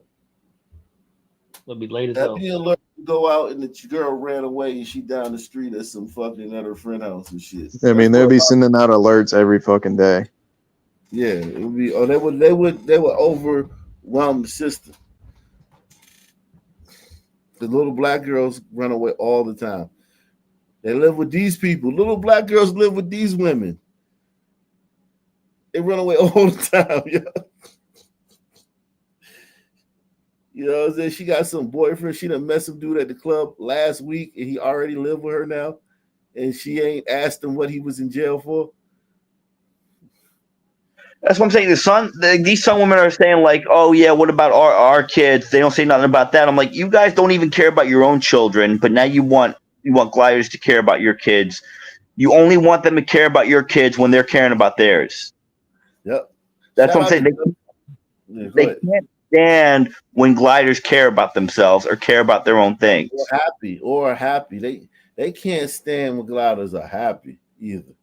Like if you show a picture of gliders smiling, black women get upset. You know what I'm saying? They get upset. They really don't like seeing white people happy. And they're way more racist than black men. I'm not saying black men aren't racist or there may not be a subset of black men that are racist, but man, it's this infinite from my estimation, being on the ground in the black community. Black women are 10 times more racist than black men. I No, kind of get it though, because you, they have to you, see all the time that, disproportionately these successful black men end up getting a white girl. So that you, would probably cause a lot of hatred also. Yeah, yeah. that's a piece of the pie, definitely. You, But that's not all of it. I'm sorry to cut you guys off, but I just gotta say this, and that's usually the opposite because usually it's the men that are more racist and the men that are more territorial to their group. But it's the opposite when it comes to the Sun community, and that it's their women who are that way. And then they want to make up this shit about we can't be racist because we got power and prejudice and all that shit. They make excuses for their own racism, but they don't say nothing in South Africa. I mean, South Africa, it's the Suns that have all the power. They got power and privilege over there. So are some people racist in South Africa? You But should some try people asking don't give a fuck about Africa. FBAs don't give a flying fuck about Africa. That doesn't even that come question. into the mindset. I mean, you're asking them to do something that they have no intention of ever doing, which is meeting you on a level that is equal, and they're not going to do that ever. Like you're asking them to empathize with you, and they're never going to do that. Yeah, well, like I said, yeah, you're right. They can't see like your point of view. It's not empathy. It's just like they can't see outside themselves. They can't think like the way other people think. Everything revolves around them. Like Yeah, I mean, just think about when you're dealing with like a 5-year-old. they They have no can't. abstract thinking. Again, that's abstract. They have no idea. To put yourself in other people's shoes, to like They could have. mentalize like a type of situation that you're not in currently. I mean, yeah, they don't have that ability. You're absolutely right. But Yeah, and remember, But do you remember the story we did the other day? Hold on. Do you remember the story that we did the other day about the black woman that killed her manager at McDonald's? I didn't see your take on it, but I Yeah, heard the about that. crazy one. Okay. Well, here it is. My mama died trying to take care of us. No, your mom died bullying a little girl. Your mom died taking advantage of a little girl and taking advantage of her position. That's why your mom died. I've seen a couple TikToks of that girl Damn. killed that manager at the McDonald's. She had been posting TikToks before this happened, and she expressed her concern and how tired she was of this girl bullying her. This lady was harassing her. She was bullying her. She was sending her home early every day. She even went on her day off to make up for some hours. She's a manager. She's the one that has to approve for her to go on her day off to make up hours. And when she got there, she sent her home. You don't treat people like that. You don't know what people are going through. You don't know what people have went through. And you don't know when people are going to snap. You got all these kids and you left them. You left all your kids because you couldn't just be fucking nice to someone. You couldn't just be nice, a good fucking human being. You couldn't do it. I'm not glad that happened to her. I don't think anybody has the right to take someone's life. You didn't give life, God did. So you don't take it. But this is a perfect example of what can happen if you're a shitty person. I'm not saying. Now she doesn't know the woman from a can of paint, either one of them, and she's only getting the point of view of the person who went on to kill the other girl, and Yeah. you know what I mean, she doesn't have the whole story. She doesn't know any of these people, and she's talking as if she's like worked at McDonald's, and Right. she's like justifying it. Right. She seems to just be going with the story that brings out the most emotions in her. And I don't know if you heard this, but I heard the manager was fucking old girl's boyfriend and her baby daddy, and she got caught up a week before she did I that. wouldn't believe And that. I wouldn't believe that. I wouldn't believe that because I wouldn't believe that because a lot of the stuff black people say online is not true. Yeah, she would have said right, that that's my too point before though. But when she she probably made would that believe video. it. She would have said that. Yeah, I don't believe nothing that black people say when the story happens and black people come with their facts or their remember these are the same people that said the two white twins, the 4.0 kids, were bullying Carmelo Anthony, and one of them was sleeping with his girlfriend, and you know what I mean, and they went over there and jumped him, and you know what I mean, and McCoy is in the bag. all that proved out to be not true. Um, yeah, I listen. Salute to Gunfire Eruption. He says it's not called the Cobra Effect. It's the law of unintentional consequences. And Epstein, well, listen, That is a called Cobra Cobra effect. Effect. But anyway, and the Epstein list already out. The flight logs are already known. Okay, salute, man. Maybe you could come up and tell us about what's on the flight logs, man. Um, What do you think it's, about Anton Daniels? What do you think about him? You yeah, think he's he's good, man. based? Yeah, he's good. Yeah, he good content creator. Yeah, he's very good. He You, got you good think he's perspective. you think he's more leaning to your viewpoint than black conservative perspective? You think he's a little bit more on your side? No, I'm very proud of Black conservative perspective, man. It's like a. I'm proud of him like a father is of a son, man. Even though I'm not his mentor, but I'm very proud of him, man. He does such a phenomenal job with his channel, Yeah, he and does. he's gotten so based, man. He's gotten so based over the last year or so, and he's come on the DNA side. He doesn't like Oh, just come out really? and say it. His commentary Oh. says it. You know what I'm saying? Mm. And he knows his DNA. If you listen to his commentary, he knows his DNA, and he banging like he banging. On the he said a lot of the same things I say. I'm sure he listens to the channel, but he has his own perspective on these issues because he's a different person. He's a younger guy. He's more educated as far as like school. You know what I'm saying? Shit like that. And I mean, I think he's doing a phenomenal job, man. I love what he's doing, man. Love it, man. It's like, No, no, it's no. like, what more I could he do? Think about it. right. What more can he do but get on there and say, nigger, nigger, nigger, fuck, fuck, fuck, shit, shit, shit. I mean, like, what do you want him to do? I mean, like, he No, no, no. doing I a think great he's job. I think he's phenomenal too. No, I watch his stuff all the time. I was just thinking, like, who do you think is more based, Anton Daniels Yeah, or black like conservative black perspective is conservative more perspective? based. Yeah, He's more I'd based. give it Yeah, to yeah, black conservative. Hey, yeah, yeah. however, however, just to kind of not throw some shade, but black conservative perspective, he's Mm. kind of regulated to, kind of pedo splain on Twitter, because, What's he's pedo like, splain? that? Exactly what it sounds like. He's gonna have to, Epstein pedophiles explain. Oh yeah. Well, here's the thing. Here's the thing about that, man. He's a capitalist. Here's the I thing. get it. He's a capitalist. Well, not even that. Like, what if he don't give a fuck about that shit? Like everybody, like y'all can't believe that somebody don't give a fuck about that. Like, what if you don't give a fuck about it? Well, what if it's not a deal breaker for him? What if it's not a deal breaker? Like for instance,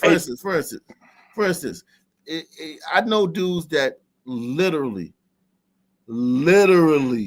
will date a woman with 6 kids by 4 different men. It will move in and live with them, and it'd be like, yo, 1 kid will be a deal breaker for me. Like this bitch got 6 kids, you know what I'm saying? This street dude. I'm not talking about like a lame or Russell Wilson lame street nigga. Do it all the time. Press 1. And I'm like, damn, 1 kid will be a deal breaker for me. That bitch got 1 kid. I don't want to deal with it. Everybody's different. Well, okay. Can I just say, one thing we know, Black conservative perspective, he is very consistent. He is very consistent with putting out not only content but the news. When it comes to this Epstein thing, yeah, he's not touching it. There's plenty of things that he hasn't touched, which I get it. It's a business decision, but how come he's not? Okay. He just put out a video. I'll just say. Let me just say this. To ding him for that, with all the work he doing, all the great work he doing every day, you know what I'm saying? Being the voice of this perspective. To zing him for that, that's like, you know what? That's kind of like saying like, Michael Jordan can't shoot 3-point. Well, it don't fucking matter if they win the championship every year. Don't matter if he can't shoot 3-pointers. Steph Curry don't dunk. Who gives a fuck? Also, like, what can DCP do though? Like, is he like an investigative journalist? Like, he can only go on what he could just report. He could just put out a 25-minute video talking about where we're at and kind of explain how it. about this? All right, let me tell you this. As a content creator, let me tell you how this goes. What I would say to you if you said that to me, right? Send me a fucking $200 cash app, and I'll give you a fucking video tomorrow. Oh, okay. Well, if that was the case, then I'd be like, it's not that important to me. Because you know how his video gonna be. His video gonna be in depth. He gonna have all the fucking footage, all the sources. I know. So that shit take, you know what I'm saying? So like, if you asking for something, you better fucking sponsor that shit. Well, I mean, I don't know. I didn't really think that I would have to. I just thought that that's what he does. But he don't want to do that. He's not doing that. I get it. You asking him to do something that he's not doing. You asking him to do something that he's not. That's totally fine. I'm gonna listen to him again tomorrow, maybe. But I'm just saying the whole. That's a bit of a MAGA hat fumble, but I'm off it. I'm off it. Mad respect. Yeah, no, and listen, there's people who've been covering that the whole time, and if they been hanging on every fucking new news, and then this come out and they just drop it because Trump dropped it, those are the people you need to go at. You shouldn't go at people that don't give a fuck about it. Have any of the conservatives that been following it the whole time just said, "Oh, Trump's done with it, I'm done with it too"? You know any channels like that? Not with that particularly, but there's other stuff that's kind of mounting up where I'm hearing that, So this was just kind of something that. Yeah, I'm not going to bang on that brother over that, man. Like black conservative. I follow him on Twitter. He follows me back. I'll say something. I'll get in his comments, say something. He'll respond back. He ain't gonna run from somebody in the comment section, and it's all love, all respect, you What's know. good? But What's I good? know where he's at. You should tell him to come on the show, man. Tell him to come on the show one day. Oh man, man, he should listen. But I always thought that because come on, you've been out here, you do this, like, how are you not in people's algorithm? So You for know why him not? to, well, I do know why not, but I still know this is a consistent like 6 years, So Yeah, whatever. no, I don't know how things work. yeah. Well, Yeah. anyway, but yeah, He did do a great show today on Akon City. It was really good. I watched it. yeah, man. Yeah, man. He based, man. He based enough. Like, listen, man. Motherfuckers, you as a black dude, you're not even raised like that to even understand like what base is. Like, you know what I'm saying? Like your mind is so feeble and your ideas are so trivial. Like, did you just read the comment section? They don't say nothing when black people come up, miss. That's like deep. All those people thought those comments were deep. They thought they were literally dropping the mic and saying something profound. And the people reading them in that comment section thought they were profound. Like, yeah, man, that's deep, man. Word, man. I never thought like that, man. That's the level niggas is on. For a nigga to be like black conservative perspective, that's a miracle, man. I'm not gonna ding that brother because of fucking Jeffrey Epstein, man. Salute to Adolf Diversity, man, in the building. Yeah, that Jeffrey Epstein thing never interested me either. I mean, it just became such a meme. Like everybody had to say like he didn't kill himself. Like it just became such a trending thing to do. Like I don't know. I just was never really got into it. I mean, I think it's such a deep state where probably so many important people are probably involved. To me, it was just like a non-starter. Like, man, nothing's gonna happen. You know, I'd love to hear Kanye's thoughts on it. Kanye, he fucked up when he said he sucked dick for 10 years, man. I'm not even trying to, I know he was a kid. I know he was a kid. I have grace for him on that. I do. I am not fucking judging him. When I was a kid, I was fucking so impressionable and so, peer pressure, stuff like that. I did different things that I shouldn't have done. I did other different things that I regret. But the thing he did was suck his cousin's dick for 10 years and let him come in his mouth. That shit is a fucking deal breaker, man. I don't want to really hear nothing from you no more. And I think he knows that. And he didn't have to say it. He could have died with that.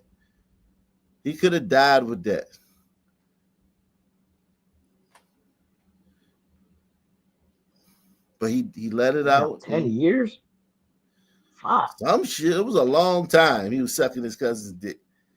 And it's like, yo, to ejaculation, like you like really sucking. Like you working that motherfucker. He said to ejaculation. Yeah. Man, that what cannot are be you that. sucking Then the dick for? But honestly, Wicked, I'm not trying to be funny and I'm not trying to ask No. you, but theoretically, what are you sucking the dick for?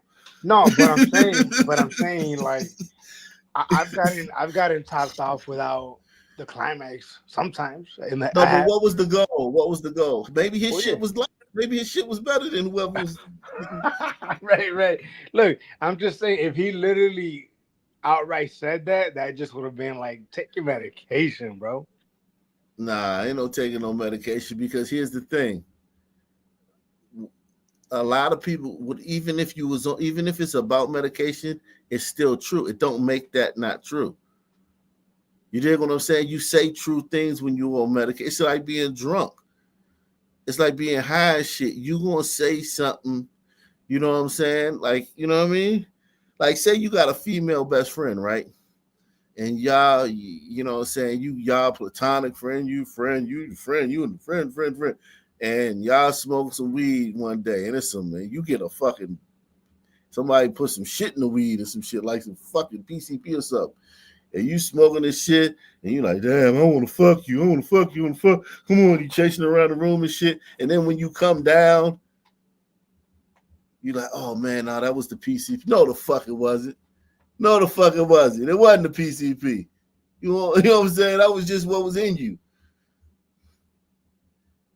Even though, you know, so like manic episodes and drugs and not taking your medicine and shit, that shit just reveal what's in you. Yo, he's gay then. I mean, that's most likely not the only dick he's been sucking. He's gay. I could believe it's the only dick he sucked, but here's the thing. You notice his public persona is super, like, he fuck all the bad bitches. It's all about fucking, you know what I'm saying? And I think, you know, that could have been his, you know, cover up, like this whole time. And then all the outbursts and all the erratic behavior is emblematic of a man who's fighting a serious demon. Didn't it always seem like he was fighting a serious demon? But he called it bipolar. I would love to see if he really is diagnosed with bipolar. You know, when his mother passed, he really went off the rails for sure. Oh yeah, and that's traumatic, and that could bring up a lot of that trauma, right? You know what I'm saying? Because here's the thing. I'm telling you right now.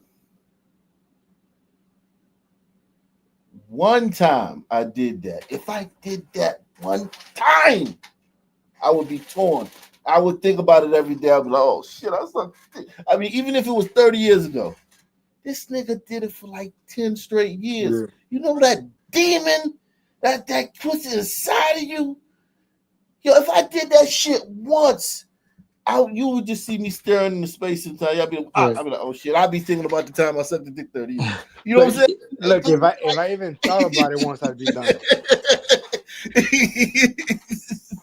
You know what I'm saying? Like that shit, I'm giving him grace. That shit, especially black dudes, and you are Hispanic, so you know the machismo culture. I don't know how hyper masculine, but a white guy it is a whole different. White dude can probably admit to it, and his friends, you know what I'm saying, like, you know what I'm saying, because they different. You know what I'm saying?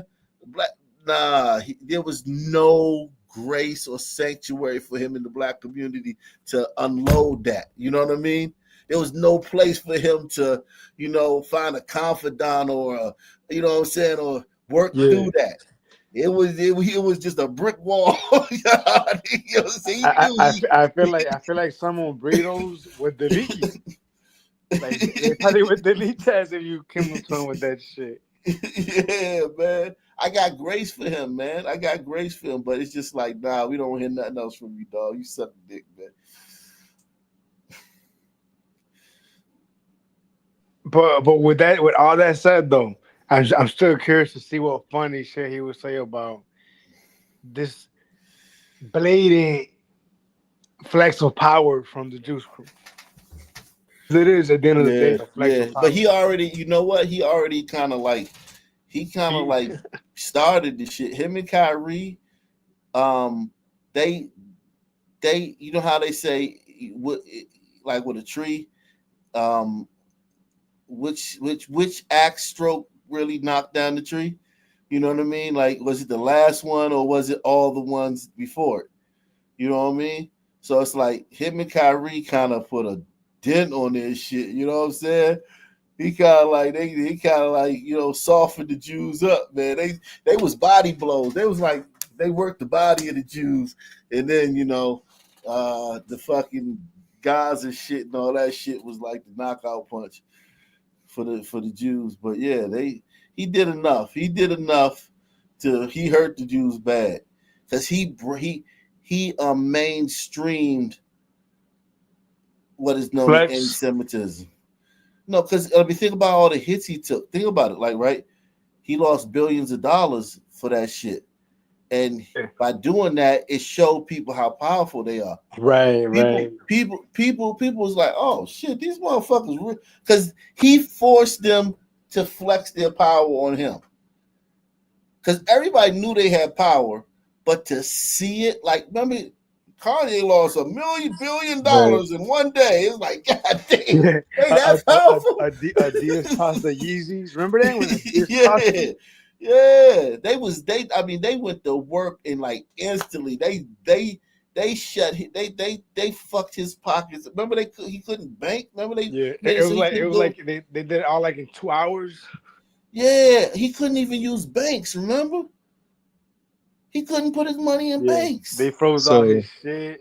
seeing that, I mean, what makes you think they can't do the same thing with the Epstein story? They could. No, I know they could, but I don't he give a doesn't think it fuck. matters. He doesn't think Yeah, I it don't. matters. Yeah, they could. I mean, Yeah, it they does could. matter, but it's like Yeah, what it takes to change it is going to be extremely difficult. yeah. Now here's the thing: if somebody changes it tomorrow, great. I'm not against it. But the vacuum, right? You're talking about the unknown vacuum. Yeah, like all the problems. Like, just think of name. Think about. Everybody. Give me a name who, if they was on the list, you would be floored. And don't tell me nobody. A name if they Denzel was on their Washington. list. The Okay, right. Yeah. What about Oh, the Congo? The Congo would fill who? that vacuum. Who? The Congo, and that Africa. The Congo is on the whole Congo is on Jeffrey Epstein Island. No. Oh, I thought we were talking about the vacuum. My bad. Like who would take? Yeah, No, never I'm mind. talking about like people and shit. Oh, I mean, I'm sure like What what if Jeff bankers, Bezos? What if politicians. Jeff Bezos is on that motherfucker? No, And they that got wouldn't him. surprise me. Yeah, I mean, look, But what I'm saying is, what if we gotta send Jeff Bezos to jail? I mean, that's fine. Do that shit. You think that's going to just next man up? Yeah, Next man up. they'll just build him a jail. They'll just build him a jail and he'll live there. Yeah, we don't need him. What do we need him for? Next man up. Okay. But I mean, All right. why are we gonna give these? What if Barack Obama's on there? Hey, Oh, he's like- absolutely irrelevant. Throw his ass in jail forever. Yeah, I know. Hey, I think more than anything, I think it's more important to expose what he was doing for who. That's what I think the public should know. But presidents expose presidents. No, expose what Epstein was doing for who? Who was he operating for? You know his story. He became so powerful suddenly. How did that happen? Who funded him? Because he was I can tell you that Les Wexner funded him. Big Larry's in the building, man. Y'all listen, man. I'm not sitting here acting like I even know nothing about it. Y'all know all that shit. See, this thing about it, I don't even know this shit. Like, Lex, who the fuck are you? Like, what the fuck? Who the fuck is that? It's a Jewish billionaire. He's part of the group of Jewish billionaires called the Mega Group, and they pool money together to buy off politicians. Okay, that's great. Awesome, man. I mean, it's not He great, been dead but for 6 years. Damn. It didn't seem like it's been that long. That fucker's been dead for 6 years. Time flies, don't it? Yeah, man. Wow. Fuck. Shout out to Big Larry. Big Larry in the building. Make sure you support the channel via PayPal, Cash App, or the Super Chat. Wexler. It would be cool to see the video yeah, of him. look him up. Look LES, and then Wexner, WEXNER.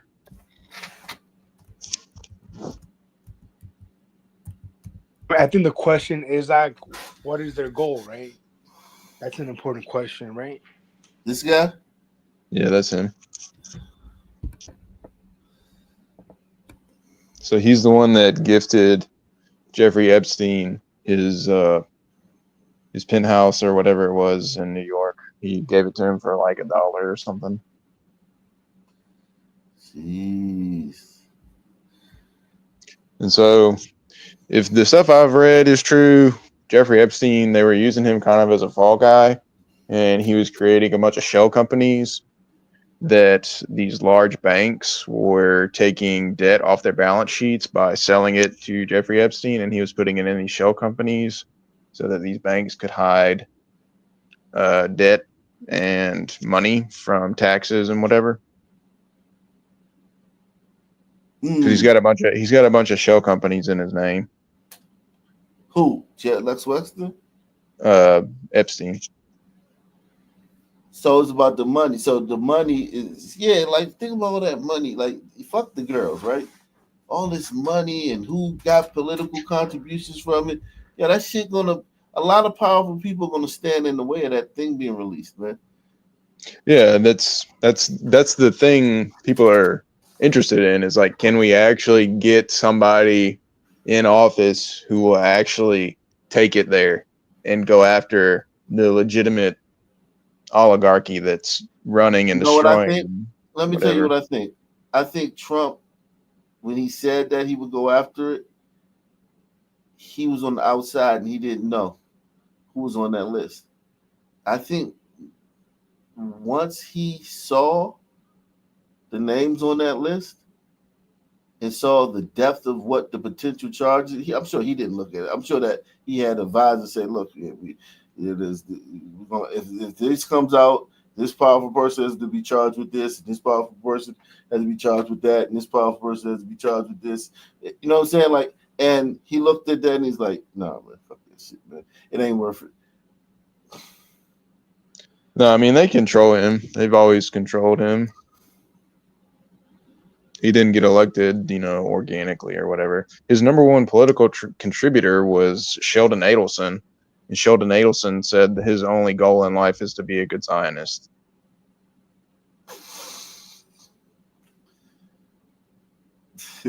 Like, as soon as they put Pam Bondi in as Attorney General, and then the Juice Crew set up Matt Gaetz for that underage girl thing they caught him on. I knew that, like, the fix was in, and they're not going there. Yeah, that was, man. And then Matt gave up his seat because Trump chose him so early, and he quit, and then they make him step down, and then he loses his House seat too. That shit was like, yeah, they kind of double screwed him. Yeah, but I've heard that was get back from getting Kevin McCarthy out. You think there is any truth in that? Like some other people trying to maybe like setting them up.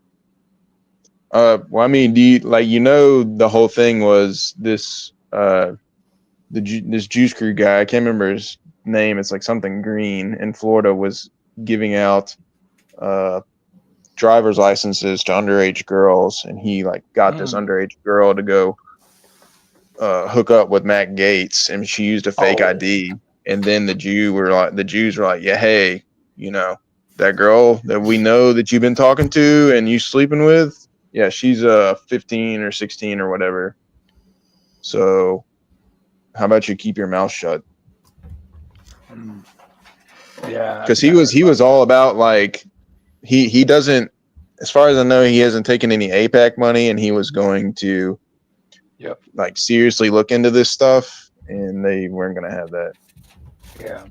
And then for Trump to call him, that was the second pick after Tom Hammond, whatever the fuck his name is. Holman. So yeah, so that was, I remember when that happened, like it almost made like all the energy just sink out of me because I was like, oh, they played in our face. But I was thinking, and then when they brought in Bondi, the way CNN, the way the media was acting, that shit made me double mad because they were like, oh, Pam Bondi, she's much worse. And I'm like, get the fuck out of here.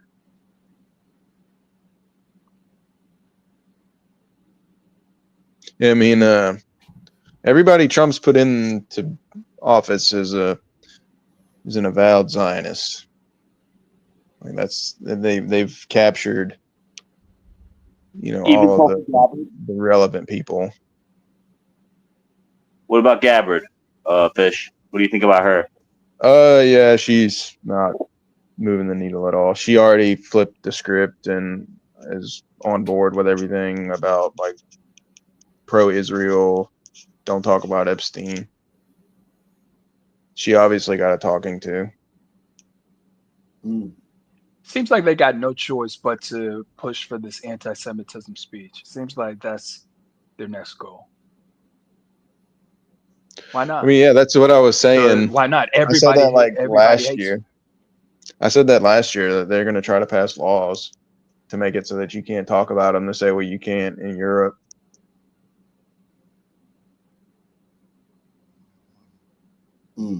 Wow. And like, everyone likes to throw around the term 4D chess all the time. Like, the Juice Crew plays actual real life 4D chess. No, they play 11D chess, drink theory Yeah, chess. Man. They pull all. They have us so fucked up we don't know our ass from our elbow. There's no hope.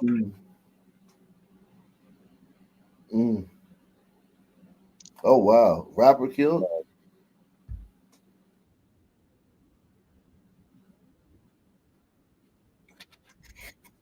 Oh shit. I guess I gotta I'm not sharing my screen. Let me share this. Yeah, man.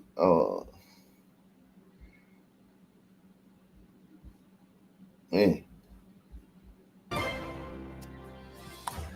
Good evening. Thanks for looking in. I'm Bill Walsh. We begin with breaking news. Milwaukee police tell us someone was shot and killed tonight near 39th and Stark. This happened just before 8.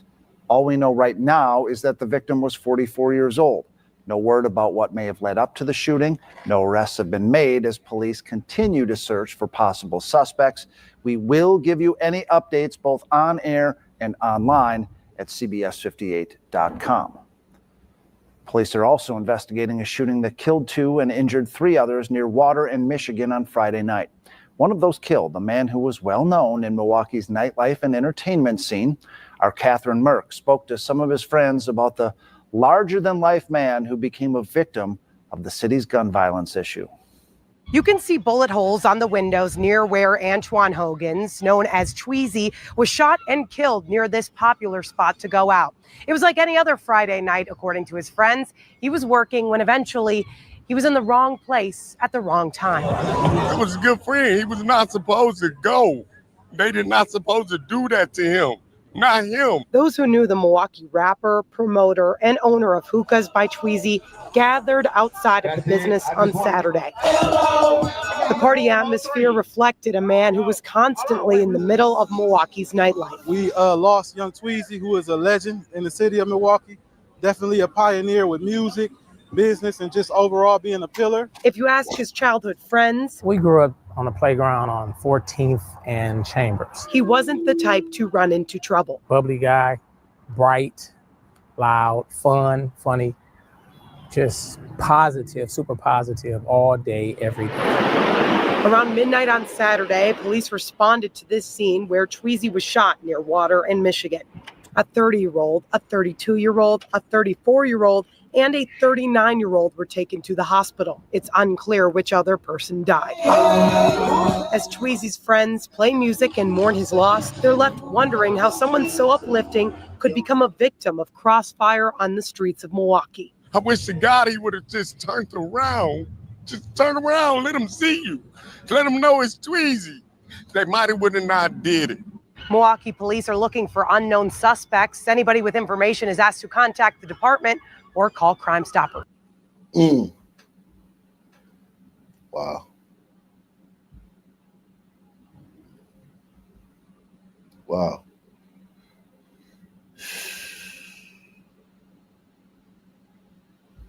Well,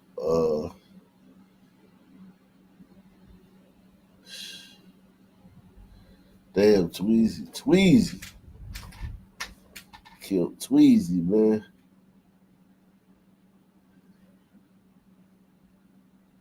In the last 2 hours, a judge sentenced a man involved in a 2023 mass shooting in Minneapolis. This is one of the rare occasions a camera was allowed inside the courtroom. Ian Russell joins us with more. Ian? You know, Julie, today's sentencing for Jaden Butcher was short, as a plea agreement already lined out how long he'll spend in prison. No victims of Butcher's addressed the court, but Butcher himself spoke, apologizing for his actions. Inside a Hennepin County courtroom Wednesday, The court is now in session. 19-year-old Jaden Butcher learned his fate. I'm truly sorry to the victims, their families, and my own family. Butcher will spend more than 18 years in prison, sentenced for his role in a mass shooting that left 9 people injured in South Minneapolis nearly 2 years ago. That August 2023 shooting happened outside a grocery store near Franklin in Chicago as a large group of people were playing dice. Dozens of shell casings were found nearby. Charging documents say Butcher fled from police, eventually caught after being involved in another shooting in February last year. Butcher showed up at a hospital after being shot in the foot. Pre-sentence investigation report talked about one of the victims who has so much anxiety she couldn't come to court and she's on some medication. So your impact on their lives may last a lifetime. In court Wednesday, no victims of Butcher spoke, but he addressed the court, saying he lost himself and wants to be better. I lost myself after my brother died of cancer, and I made choices that hurt myself and other people. I know I can't erase the past, but I'm not the same person I was. Hope to one day get back and be a positive part of this community. I apologize to everyone. Thank you for giving me a chance to speak. After he was sentenced, Butcher spoke against his attorney's advice, saying what he said at the plea deal was not true, and that he was told to say things by his attorney to get that plea deal. He says he wishes he could do things over again and, quote, tell his truth. Butcher's family spoke after he was sentenced, saying there's no happiness today, but they're grateful everyone is alive. Julie.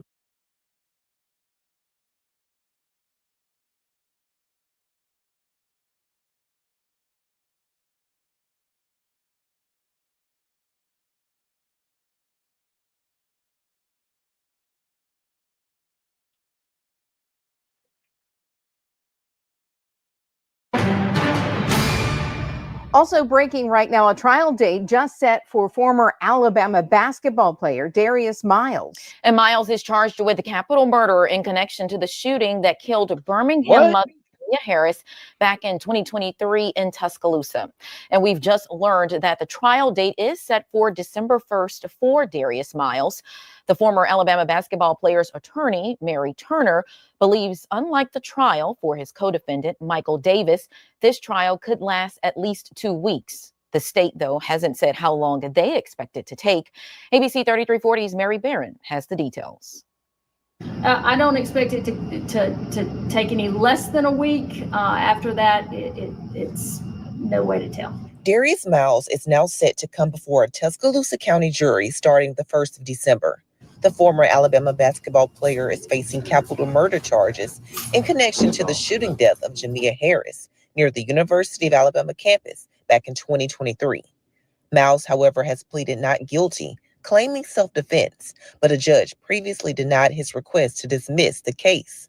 The co-defendant, Michael Lynn Davis, was found guilty of capital murder back in May. The family of Jamia Harris, who was a Birmingham mother, says the guilty verdict for Davis is the first step towards justice. We have justice. We have faith in the Tuscaloosa District Attorney's Office, the work that they're doing with the Tuscaloosa Police Department, and we're halfway there. We're one down. We still have one more trial to get through. I asked how the state is preparing for trial and if this case will be tried similar to the co-defendant. Oh, I'm sure it will be different. We have a lot of information, and I'm sure we'll explore every avenue. Tuscaloosa County Assistant District Attorney Paula Whitley tells me the defense has until August 15th to accept their plea deal. This will be the same deal offered to Michael Davis, to which he denied. And that was Mary Barron reporting. Along with the victim's family, the parents of Darius Miles were also in court, along with his girlfriend, Skylar. Now, Skylar is a key witness in this case and was present the night in question. When Miles was being escorted out of the courtroom, you could hear his dad tell him, "I love you."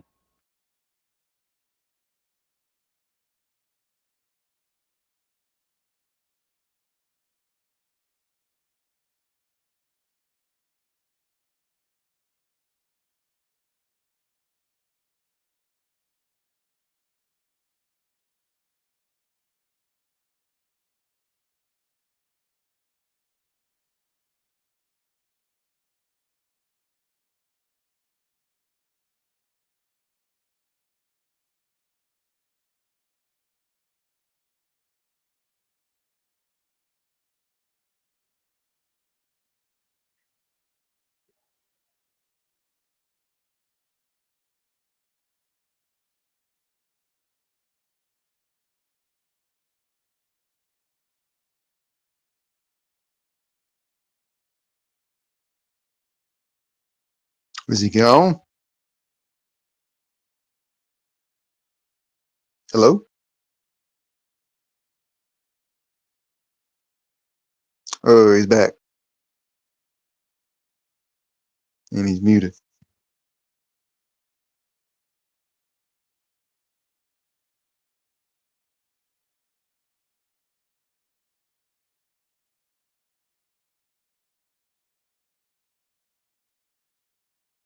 You're muted.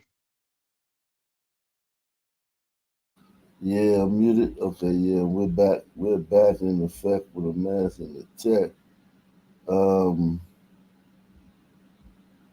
Now. You told me you were in rehab, and there's video surveillance saying that you were actually there. A man arrested for murder, maintaining his innocence despite overwhelming police evidence. Thank you for joining us at 4. I'm Kirsten Joyce. I'm David Charnes. 4 people are accused of this just heinous crime, using a hatchet to kill a man and then burning his body. In a story you'll only see on 8, reporter Joshua Peguera spoke to one of the suspected murderers who says police have the wrong man. In the middle of the night, at these railroad tracks near Owens and the I-15, police say Leo thought Patton was killed. It happened on April 13th. But it wasn't until June 4th when police arrested Antonio Telford Jr. I don't know what's being said and whatnot, but I'm trying to fight this as best I can. What's being said, according to this criminal complaint, is that Antonio produced what they believed was a bat, likely from his tent, and began to strike Leotha in his head while he was asleep atop a mattress. All the people charged in the murder appear to be homeless, along with Patton. What about this person that was killed? Did you ever meet him? Did you ever know him? Leotha Patton's body was found at those railroad tracks over there, including Antonio Telford Jr. 4 men were arrested in connection to Patton's death. Surveillance video played a key role for police in arresting those individuals. An arrest report says when questioned by Metro police officers, Antonio identified himself as one of the males in the video walking west on Owens just prior to the murder occurring. In our jailhouse interview, Telford denied being near the murder scene. This is video surveillance that they have. And then apparently they have all 4 of you walking towards a train track. So you know what they're talking about there? Okay, they might have me walking towards the direction, but doesn't mean I went up to the tracks. Police add that Jamar Quinn, Christopher Henderson, and Zaymar Nelson were also captured on video the night of the murder. According to police, all 4 had roles, and this premeditated conspiracy resulted in Leotha being struck in the head approximately 17 times using what was believed to be a hatchet and later being burned.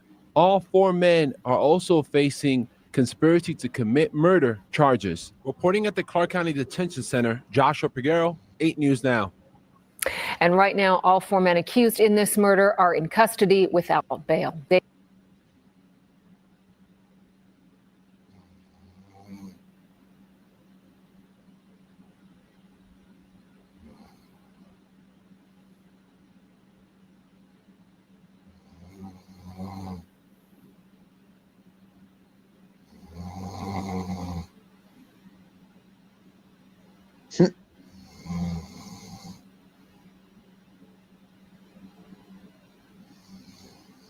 McCoy, are you there?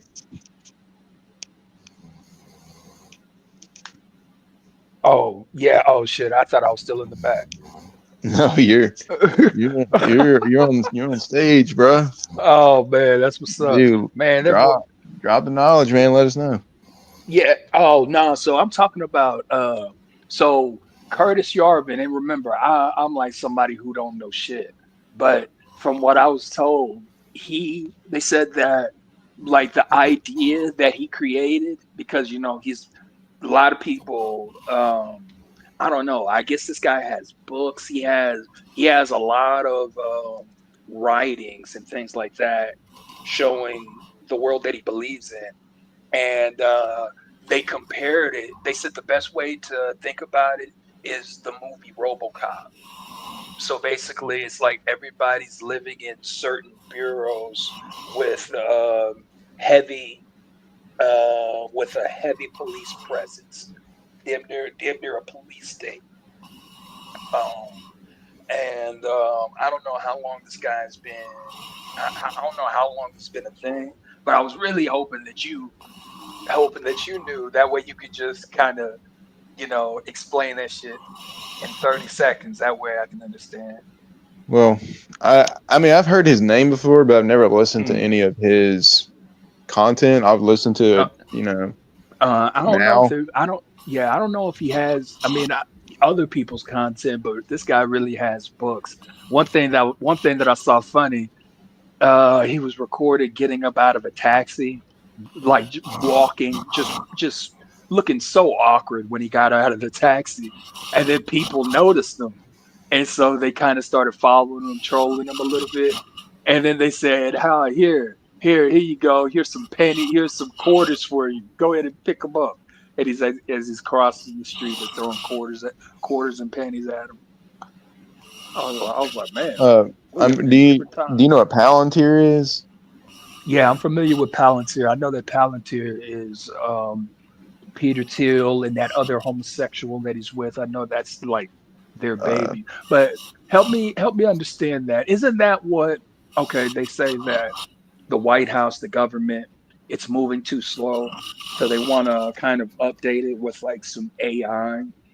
And so Trump, Palantir. the big beautiful bill and all that, it includes stuff about allowing Palantir to create an individual profile for every American, where they just catalog everything about you that they can online, from like what you're saying, what you're spending your money on, what your medical history is, like political affiliation, and this is the Juice Crew dream, is to be able to use all of this stuff and have it interconnected and have algorithms in place on top of it to completely dictate human behavior and cut people out of society that don't follow the rules, so to speak, on what's politically acceptable. So like if you're let's say you're overweight and you have type 2 diabetes,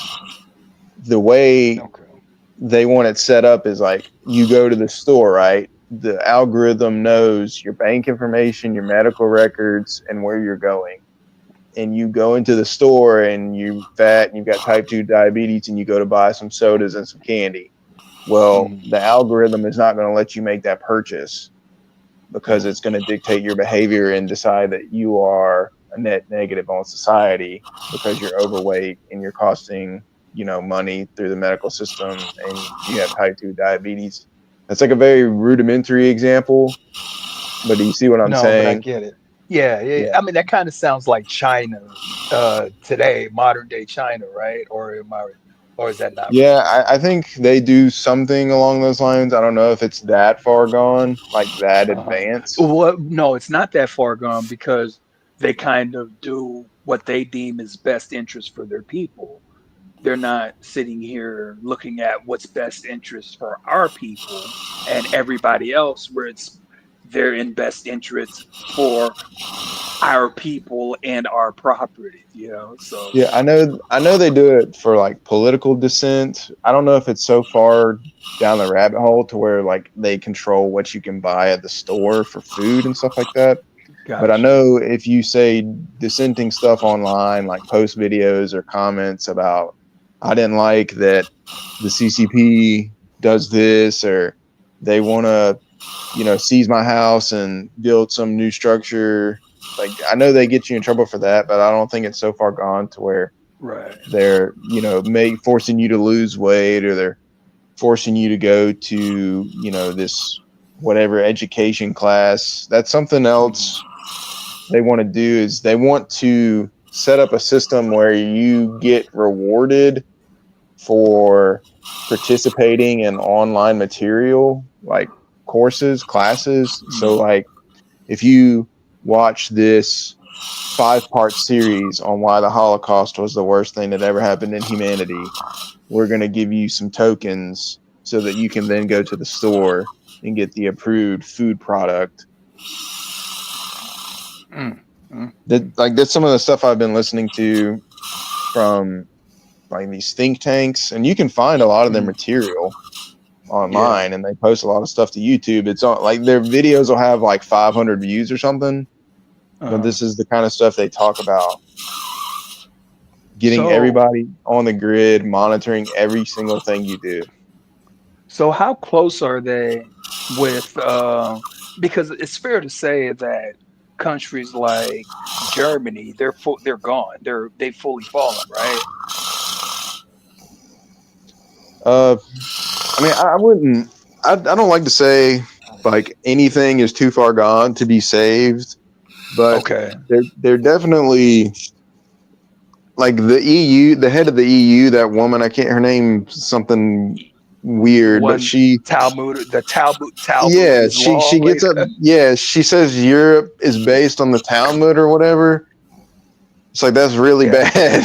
That's really That's bad a if your bold leadership. statement. Yeah, Yeah, if that's your very leadership bold. is saying that, that's not good. Like that's really really bad. And you know, these people, you know, they will get arrested, and then when they get out of jail, they will take their phones, you know, and be smiling while doing it. Yeah, So most people don't so understand what's going on. Your average person is just hoping to go home and watch their favorite show, which is programming in and of itself, and that's really it. Like your average person is not thinking about right. like the implications of AI or like being tracked or whatever. They just don't care. They're very happy Yeah. with their Some sports team and their shows. yeah. Yeah. Oh my God, man. It's crazy.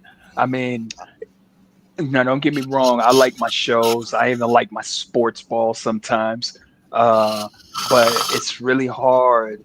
It's really hard to watch practically anything without the influence there. It's just they're smiling at you. It's like it's like the Matrix when everything's in all black and white, and then you see that girl in the red and the red with the balloon. It's like you just see it everywhere. Yeah, I mean, like, who do you think made that movie? Well, a couple of trannies from what I heard. They're Jewish. Obviously. Yeah, like Well, they tell you all the time. It's yeah, right I in your know. face, and I know. people I know. don't like. I haven't had a TV in like 10 years. I don't watch any of that shit. I don't listen to any of the music. It's all fake and programmed. Like that's all it is. Like you can find like small time artists, you know, that produce and they're independent and whatever that are good, but like anything you hear on the radio is there for a reason. And if you Yeah, listen and to how the long? lyrics of it, it's all programming. And how long you think that the music industry has been programmed? I think since Like probably since the like the Beatles? 60s, yeah, Yeah. 50s, 60s, yeah. I think they've been experimenting with a lot of that stuff and they've got it down Would to you a say science. so? Would you say the same with movies? Like since the Yeah, 60s, for sure. 50s? For sure, for sure. Okay. Because you know, I've been watching a lot of Italian 70s movies, Italian 70 movies from like we'll say 72, 73, 74. And you know, it's always you got the mob, you got the mafia being involved, but the mafia always seems to be kind of like small time. I mean, that's just how they give off. It's small time. So you got the mafia, and then you got the cops that are trying to bust the mafia. But no matter what, in all movies that I seem to watch, there's always like you know Law and Order, right? Law and Order SVU. Yeah, It's I like mean, no it's matter the what, no, storylines are always bullshit. they're always bullshit. But you know, Elliot and Stabler, they're gonna sit here and talk about vaccine. They're gonna talk about vaccine rights or something like that. So you know, they throw in like this kind of like discussion to make everybody seem like, hey guys, we're talking about real life stuff here. So one thing that I just couldn't get past is like every one of these Italian movies that I'm watching, when the detectives are like over here solving crime, all they're doing is talking about how these kids, these hoodlums, they're being hoodlums and they're joining the mafia because they don't have anything to do in their neighborhood. And then the other officers looking at him stupid and saying, "Are you kidding me? It's not about rich and poor. It's about the rich and the rich." So it's almost like it's been the same conversation for forever. Well, if you look at the newest Top Gun movie, it was just about dropping bombs on Iran's nuclear facility. Okay. See, because I heard that they kept saying the enemy, the enemy, the enemy, the Yeah, enemy. but the way it was framed, it was obviously Iran. Gotcha. Like it was a mountainous Middle East country that's trying to enrich uranium. That's fucking Iran. And you see Superman, James Gunn pretty much did a pro-Palestinian Superman. Oh man, great stuff. But they like everything is fake. Like people, Yeah, I know. If you say that to your average normie, though, they have no idea what you're talking about. It never occurred to them that any of this shit is the way it is for a reason. Yeah, like even Lex Luthor, the name Lex Luthor, when Lex in Latin, it means law. So it's like Luther's law.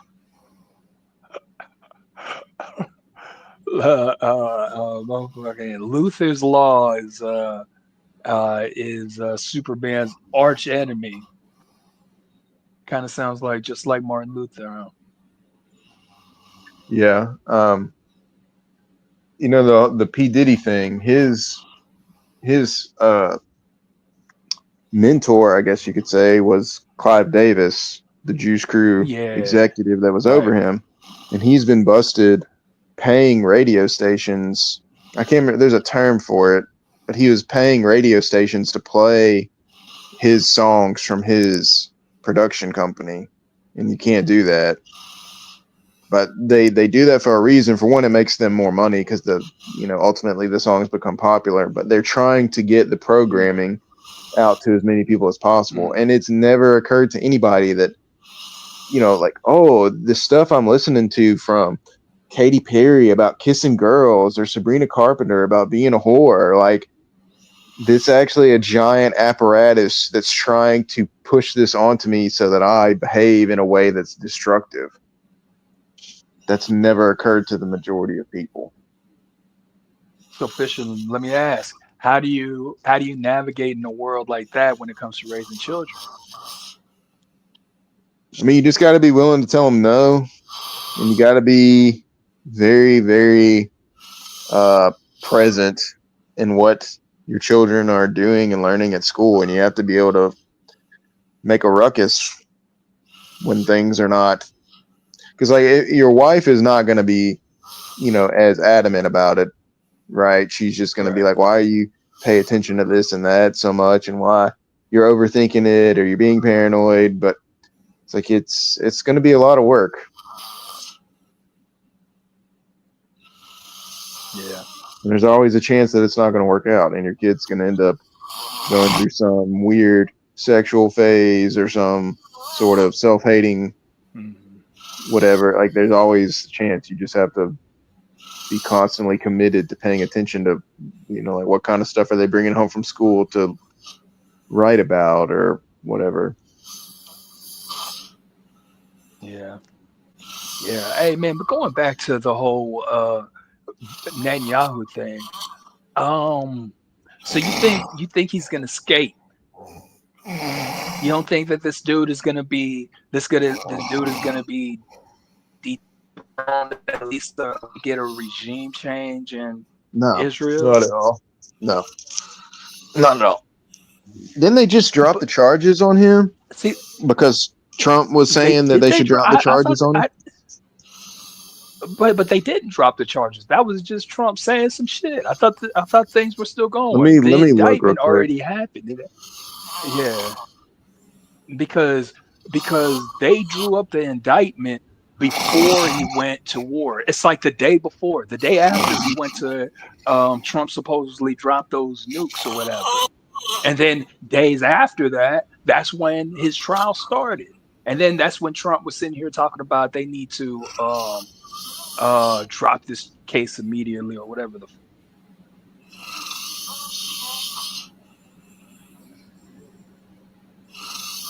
So I just read, it said it's postponed, and that they were going to drop the charges, but Netanyahu refused to step down. So I don't think he's going to go anywhere. Like, he's worked too hard for too long to get to where he's at, and he's obsessed with being in charge over there. He was in charge, and then they put Naftali Bennett in, and then Netanyahu did a little coup and got Naftali Bennett back out and him back in. Like, he's definitely committed to being in that position. And then the Israelis, like, they are protesting against him. The Israelis don't like him. They kind of see the writing on the wall.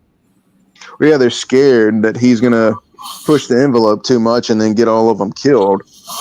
I mean, clearly. Yeah, and then I heard in this definitely get them killed. And then I heard in this last election, the election that they had a couple weeks before they went to war, it's like he only won by like just a couple votes. And so it's like, so they're trying to get him out of there, and he barely won. And he went to war right after that. And then, because, I heard that the Israeli politics, when it comes to Israeli court, it's like they hold people accountable, put them to death for corruption type stuff. I don't know about putting them to death, but they definitely, it's definitely not a walk in the park like it is out here in the United States.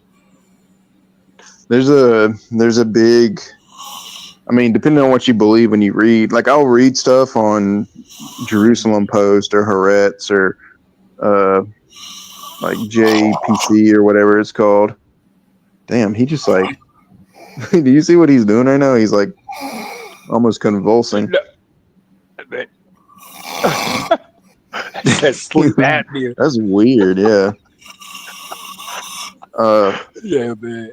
We need Ock to stay alive for a long time. Yeah, go ahead. Yeah. Damn it, now I lost my train of thought. I was reading on Jerusalem Post, I think. They were Post. Okay. Yeah, they're having like a big corruption scandal right now in Israel where all these politicians were basically doing like ritualistic like child pedophilia, sex magic stuff, and sacrificing children and all that. And a lot of their high-ranking people are getting exposed. So basically doing like Epstein type shit. But in addition to it, there's like a religious element where they were ritualistically like sexually abusing children, and all these victims are coming forward. And a lot of high-ranking people have been getting named. But that was a trope throughout Europe for hundreds of years, that Jewish crew were kidnapping European kids and doing ritualistic sex stuff with like religious undertones. And of course the Jewish crew were denying it and saying it's just, you're just hating us because we're God's chosen people. But it's funny to see them in their own country even still dealing with the same problem. Yeah, right. Right. See, I kind of heard about that. I think I heard about that. That happened. That was a bust that happened in Israel, or was it something that happened in South America? No, it's in Israel. Okay. Yeah. Are you talking about the thing at the embassy in South America? Well, I remembered that. I knew that, but no, that this is going like on right now. Oh, okay. Yeah. Yeah, see, it's my wife. She's the one who's like real caught up, who kind of like pays attention to that side of the globe. So it's like I don't know what's gonna happen, but it seems to me that the only way that Netanyahu stays in power is if he keeps blowing up stuff. And it seems like Donald Trump is fully on board to keep that guy, out from getting held accountable. Yeah. I mean, honestly, Trump's completely Zionist. Like, he was never. I wanted him to win over Kamala just on basically like economics and taxes alone. But I mean, he's always been like had Jewish money in his pockets and cool with them and everything. So yeah, he's gonna do what they want. He's not gonna put like he's what's thoroughly right. annoyed with the Epstein stuff at this point because they keep asking about it, and MAGA, like he is diverted from MAGA, like he's not doing MAGA things, and MAGA is trying to hold him accountable, and he thought, oh, these people are supposed to just love me so much, like they're supposed to be cool with it when I do the Zionist stuff, and I'm Trump and I'm in office, right? We're winning, right? I know. We're not, and we're not. I mean, that was just that post that he posted on Truth Social, that was like extremely out of touch. Like, what are you doing? You're blaming Democrats now? What are you Oh yeah, he was like he blamed Obama for the Epstein, like Obama was trying to create a narrative where Trump was an Epstein client. I'm like, what are you doing? What are you trying to compete for motherfucking Jasmine Crockett or something? Like that shit, man. I was like, all right, what are we doing here? What are we doing here? And then I didn't like yesterday how Dan Bongino put up this front like he's leaving, and then everybody, and then you got all the MAGA pedo-splaining influencers saying Pam Bondi needs to be fired. Pam Bondi needs to be fired. Shut up. You know damn well that this has nothing to do with Pam Bondi. But they still want to just sit here and say, hey, come on, guys, let's gang up on Pam Bondi, even though we know she's not going anywhere. Yeah, I've got a ton of stuff I could share but this isn't my channel, so I can't just make play whatever. But there's a ton of good content just showing, what's going on and whatnot. Right. But that's not how this works. You up? I was never asleep. Oh man, here we go, man. Bro, welcome back to the party, man. Bro, it looked like you were doing some Kanye shit with your mouth there for a minute. Wow. What were you dreaming about? Wow. Let's see this. Good morning. My name is Lieutenant Ryback with the Las Vegas. No. Ryback. No.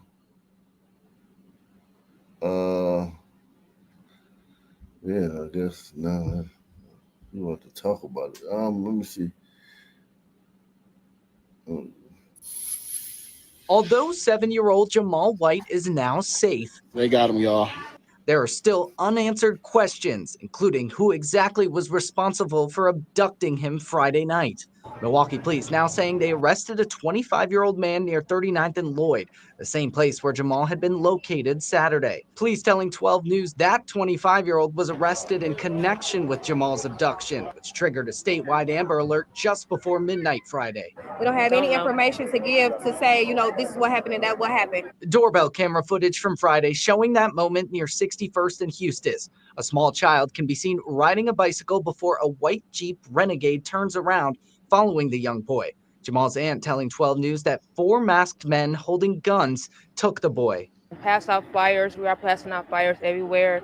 Post it on your social media. The next day, family organizing a frantic search along 61st and Eustis. Is he out offering again? a $50,000 reward for Jamal's safe return. In the middle of that search, they got a call. What? He where? And we just pulled up. It was just like, I don't know. I'm happy. Oh my Lord, they got him. That's him. Say? What did she say? Did she say anything? I thought she said I'm happy. In the middle of that search, they got a call. What? He where? And we just pulled up. It was just like, I don't know. I'm happy. Oh my Lord, they got him. That's him. They got him. Family now happy to have Jamal back, but still awaiting more answers. What happened is he's home, he's safe, and whatever happened, we're glad that he's here and he's alive. The entire city so relieved Jamal is safe. TJ Dysart joining us now live from the newsroom. TJ, do we know if any other arrests have been made? Well, Cyria, you'll remember Jamal's aunt says she saw 4 masked men with guns come out of that Jeep Renegade. We've asked Milwaukee police if any other arrests have been made in connection with the abduction, but have not yet heard back. At the corner of 39th and Lloyd. Oh, my Lord, they got him. That's him. They got him.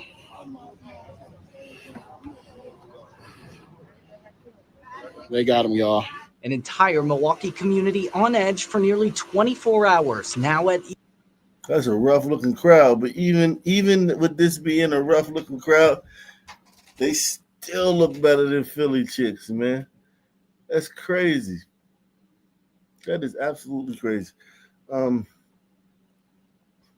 man. That's a rough group right there, man. Yikes.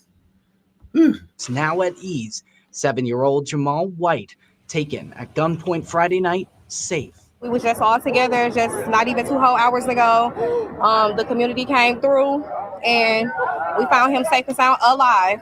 Hours earlier, Jamal's cousin, Nikki Harrington, had been searching frantically with her entire family until she got that call. What? He where? And we just pulled up. It was just like, I don't know. I'm happy. So they think they found the kid? Who knows? They're so stupid. Who knows? Because the police found the kid. Look at that giant wide back right there. This one? Oh, this one. The red-haired one. Yikes. You show a fucking movie screen. Shit, that motherfucker. God damn. Yeah, this is fucking James Harrison. Yeah, this is a rough looking crew though. The crime scene quickly turning into a celebration. Hundreds.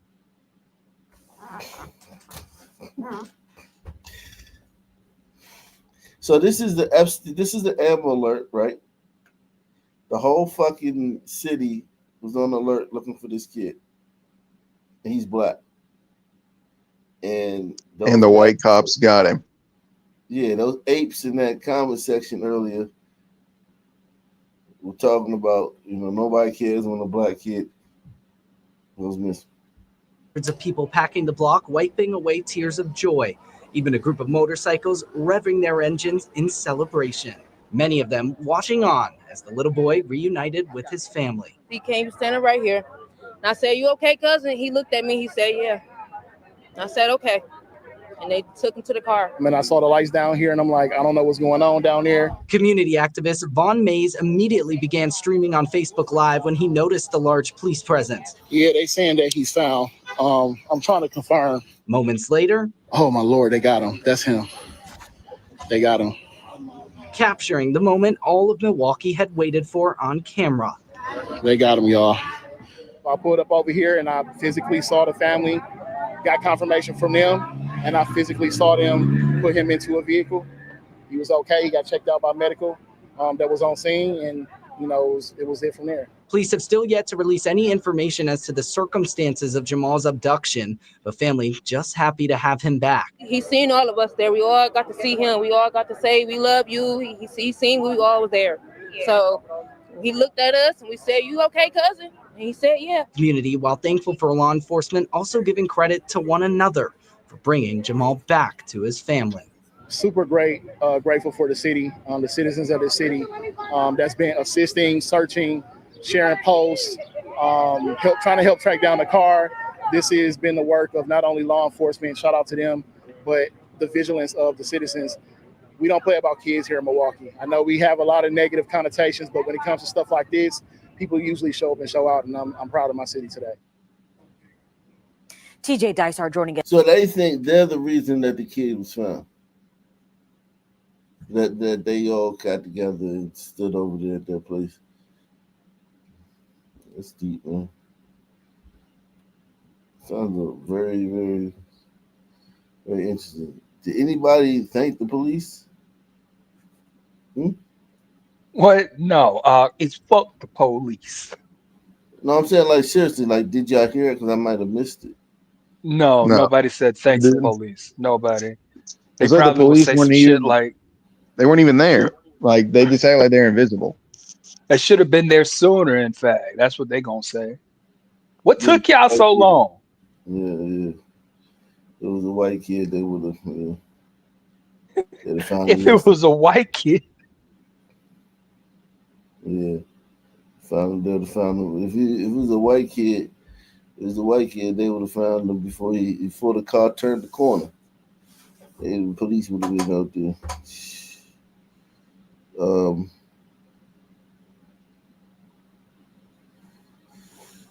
That neighborhood looked like shit.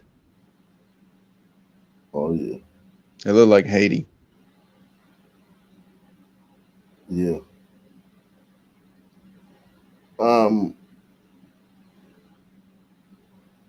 Oh yeah, it was a video. I wanted y'all to see the other day.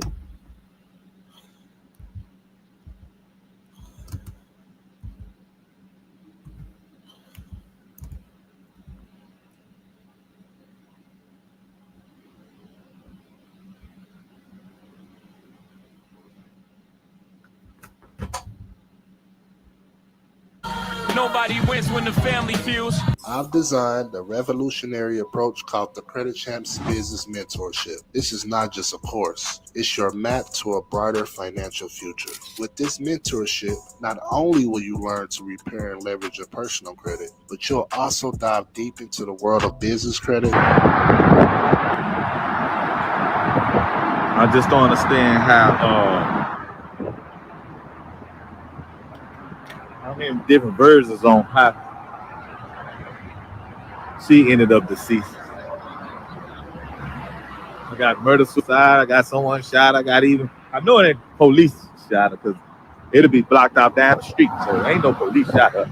Fam, you ever love somebody so deep that you blind about who they really are? Love can be a beautiful thing, don't get me wrong, but it also can be the very force that destroys you from the inside out. What happens when a person you once trusted with your heart becomes the same person that takes everything from you, leaving you with nothing but broken promises, unpaid bills, and sleepless nights? Well, in today's story, we talk about a tragic story out there in Texas that proves love isn't always enough to save a relationship. And sometimes it can cost you your life. Fam, the story we talk about today was supposed to be a success story. A husband and wife team building a credit repair business together, chasing dreams and raising a family. But behind closed doors was resentment and betrayal that started to pile up. There's been false rumors about why this man allegedly lost his life. But since then, to clear up some of the rumors, a lot of people associated with his past has now spoken up. The man at the center of this story allegedly stripped his wife from everything: the businesses, the finances, and stability, and ultimately, the ability to provide for their young son. And when someone feel like they lost everything, fam, there's no telling what they'd do in order to reclaim a sense of control.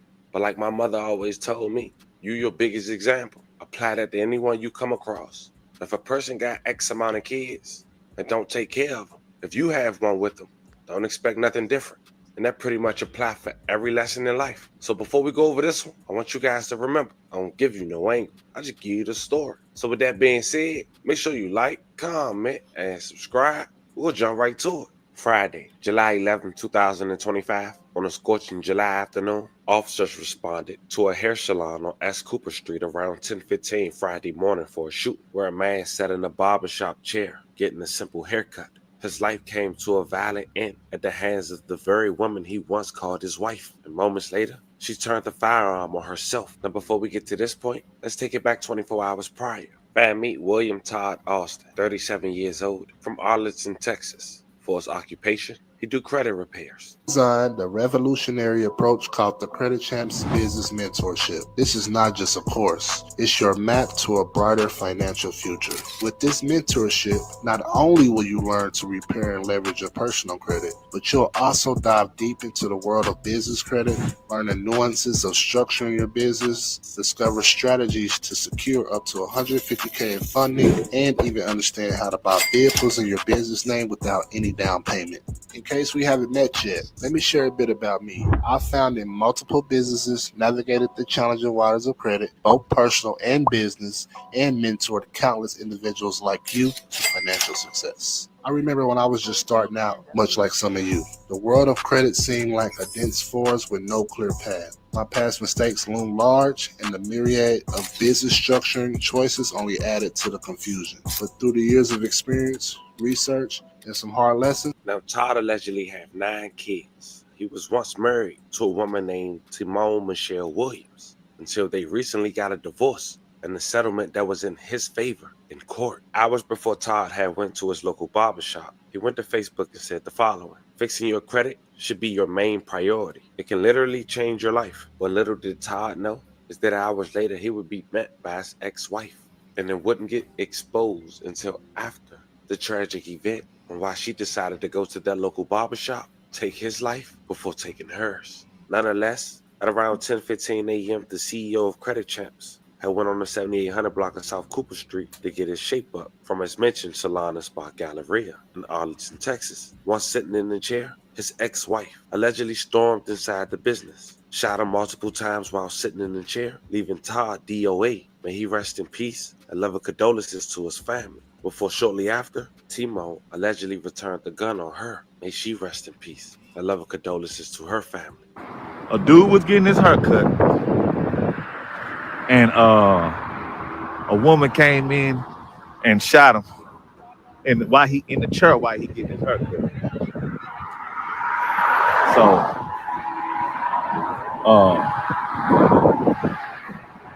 that's how that's going.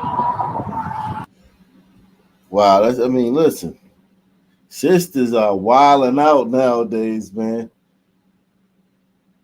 This is not the first story of a black businessman getting killed by some damn woman in public recently. I'm afraid of these sisters, man. Jesus, salute to R504 Orby, man. He says, look up the Sambari people in New Guinea. I think I seen them. Salute to Big M, man. Big M, salute, man. Salute to Big M, man. The Sambari people. Yeah, that's deep, man. This guy got whacked out by his fucking baby mother in the fucking barber's chair. Jesus Christ, man.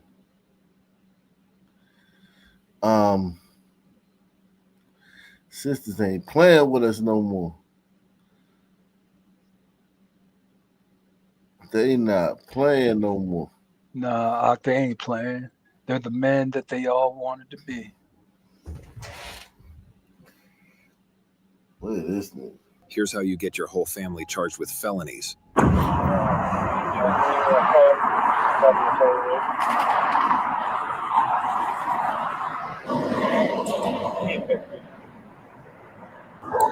passed out on the wheels, got an open container. Just hang tight, keep an eye on him. The next vehicle in, we'll block it in. Vanguard, he's got white powder in the console there.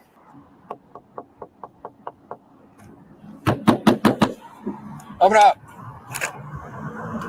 Open up the car. No, keep your hands up and open up the car. Open up the front door. What's up, my man? Unlock the front door now. Unlock it. Put the car in drive. Don't reach for nothing, you understand? Keep your hands up. Just let go.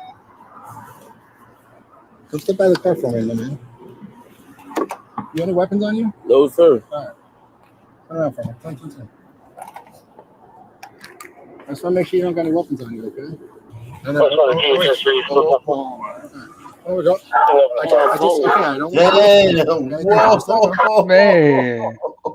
Hey, sometimes I be forgetting that these dudes, a lot of times they're probably high under the influence, so they're just not even thinking properly. Mm-hmm. Yeah. You have any weapons on you? No, sir. All right. Turn around for me. Turn. just want to make sure you don't got any weapons on you, okay? Oh, we go. I don't want you reaching for nothing, okay? Thank you. Just let it go. I don't want you reaching for anything, okay? Come over here for a sec. I don't want you to fall, all right? You're not that steady on your feet, okay? All right. So grab a seat right there. Well, you're passed out behind the wheel, so, all right? Grab a seat for me. Passed out behind the wheel. Yeah, you've been sitting through these last 2 light cycles. Passed out behind the wheel there, okay? You have any medical problems? Guinness, open, 5.6 alcohol volume, cold to the touch.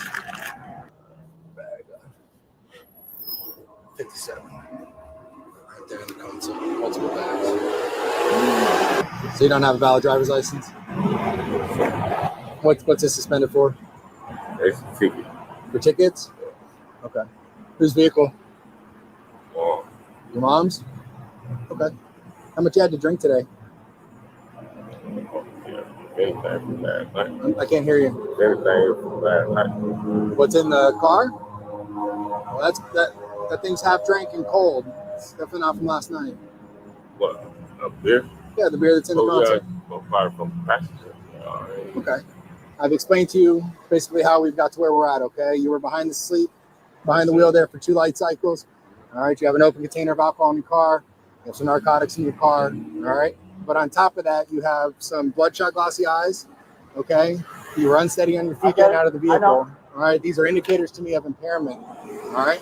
So based on that, I'm gonna request at this time that you perform field sobriety exercises, okay? So I can make sure you're safe to drive.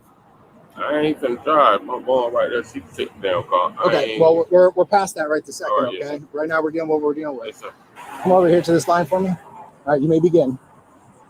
1, 2, 3, 4, 5, 6, 7, Damn. 8, 9. Damn. Turn around. I explained the instructions to you, yes, sir. 1, 2, 3, 4, 5, 6, 7, 8, 9. Now what's up?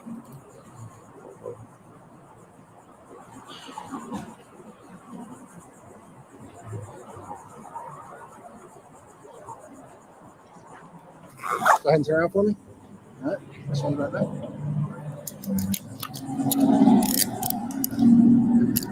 Put your hands together like you're praying for me. All right, so at this time, sir, I am placing you under arrest, okay? It's going to be for DUI, possession of narcotics, driving on a suspended license with knowledge, okay? Hey, for what? Hey, come here, real quick. Okay, we'll slow down for a second. Come over here. Hey, relax. Hey, man. Why are you acting that way? You already come on, bro. Okay, why are you acting that way? Relax. For what? Give my mom my shit. Okay. As soon as I make sure there's nothing in it, I will absolutely give it to her.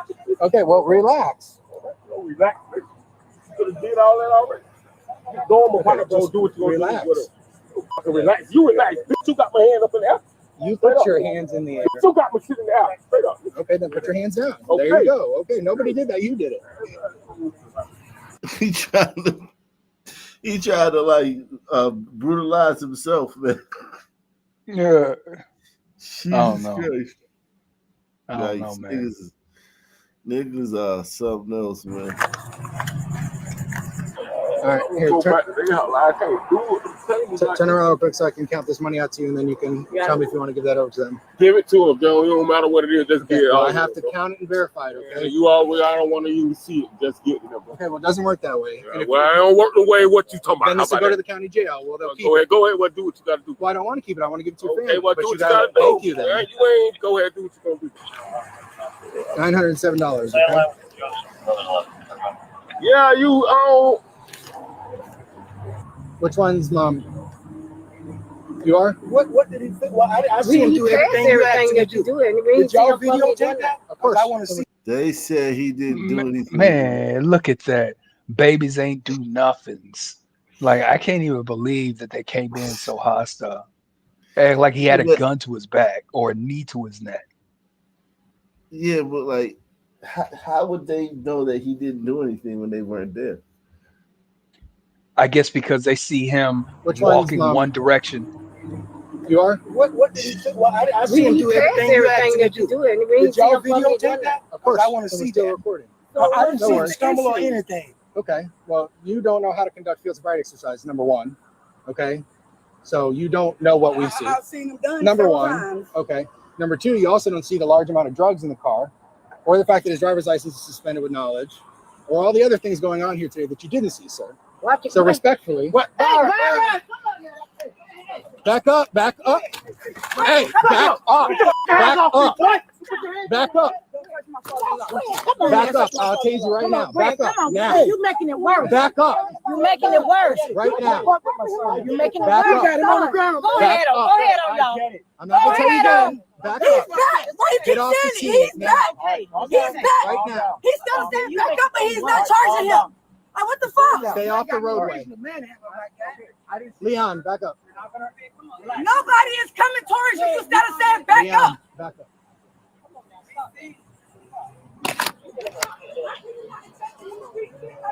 Get him off his stomach. Roll him on his side. Okay. What's he doing? Pulling away? Huh? No, Yeah, he wouldn't. He said if he was going to West Palm HQ, he was going to fall out. So here he goes. See you, Chad.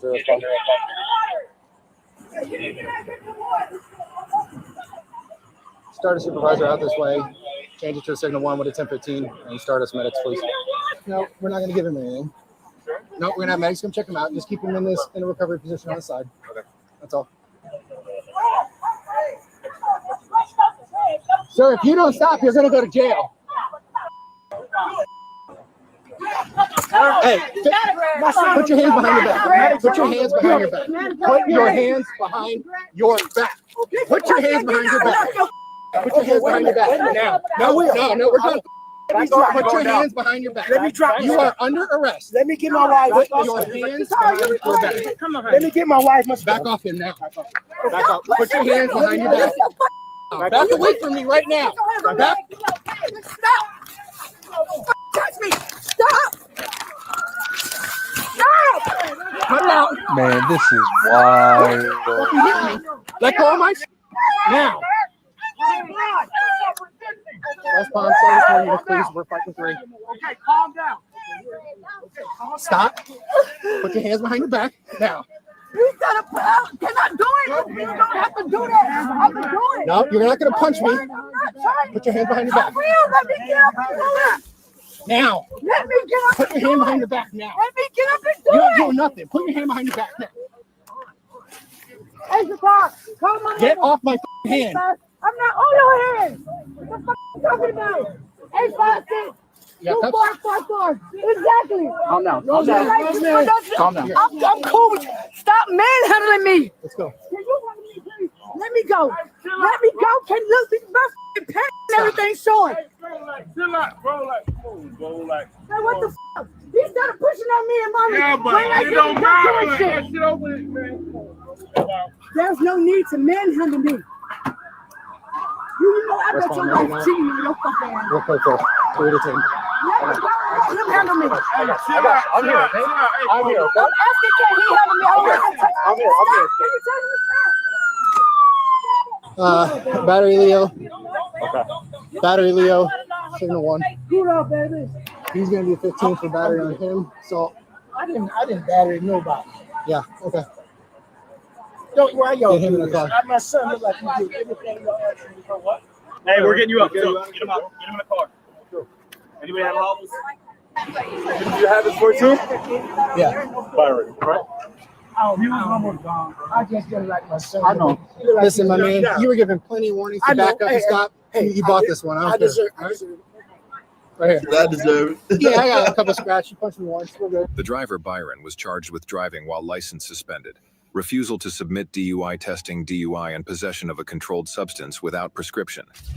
His father, Gregory, was charged with battery on an officer, as well as obstruction without violence. The sister, Sharonica, was charged with battery on an officer and resisting with violence. While researching this case, we found that Sharonica has a long arrest record in Palm Beach County. Starting off in April 2021, she was first arrested for battery and possession of synthetic cannabinoids. 5 months later, she was arrested again, this time for failure to appear. 3 months later, she was That's a dude. Hey Is it? man, that's yeah. Well, I mean, it's surely looks like a different picture. Jeez. Was arrested I for a don't know. probation violation. She stayed out of trouble for a while, but in 2024 she was arrested again for possession of a controlled substance ×2 and possession of marijuana and drug equipment and/or use. Roughly a year later, she was arrested once again for drug possession and possession with intent to sell a Schedule I substance. Her last arrest was the video you just watched. Let's hope she stays out of That's a trouble. woman. She's a rough looking woman. Any final thoughts, man? Hey man, I appreciate you as always. Great show. Yeah, man. Salute to you too, man. Same black time, same black channel. Out of here. Subscribe. Salute.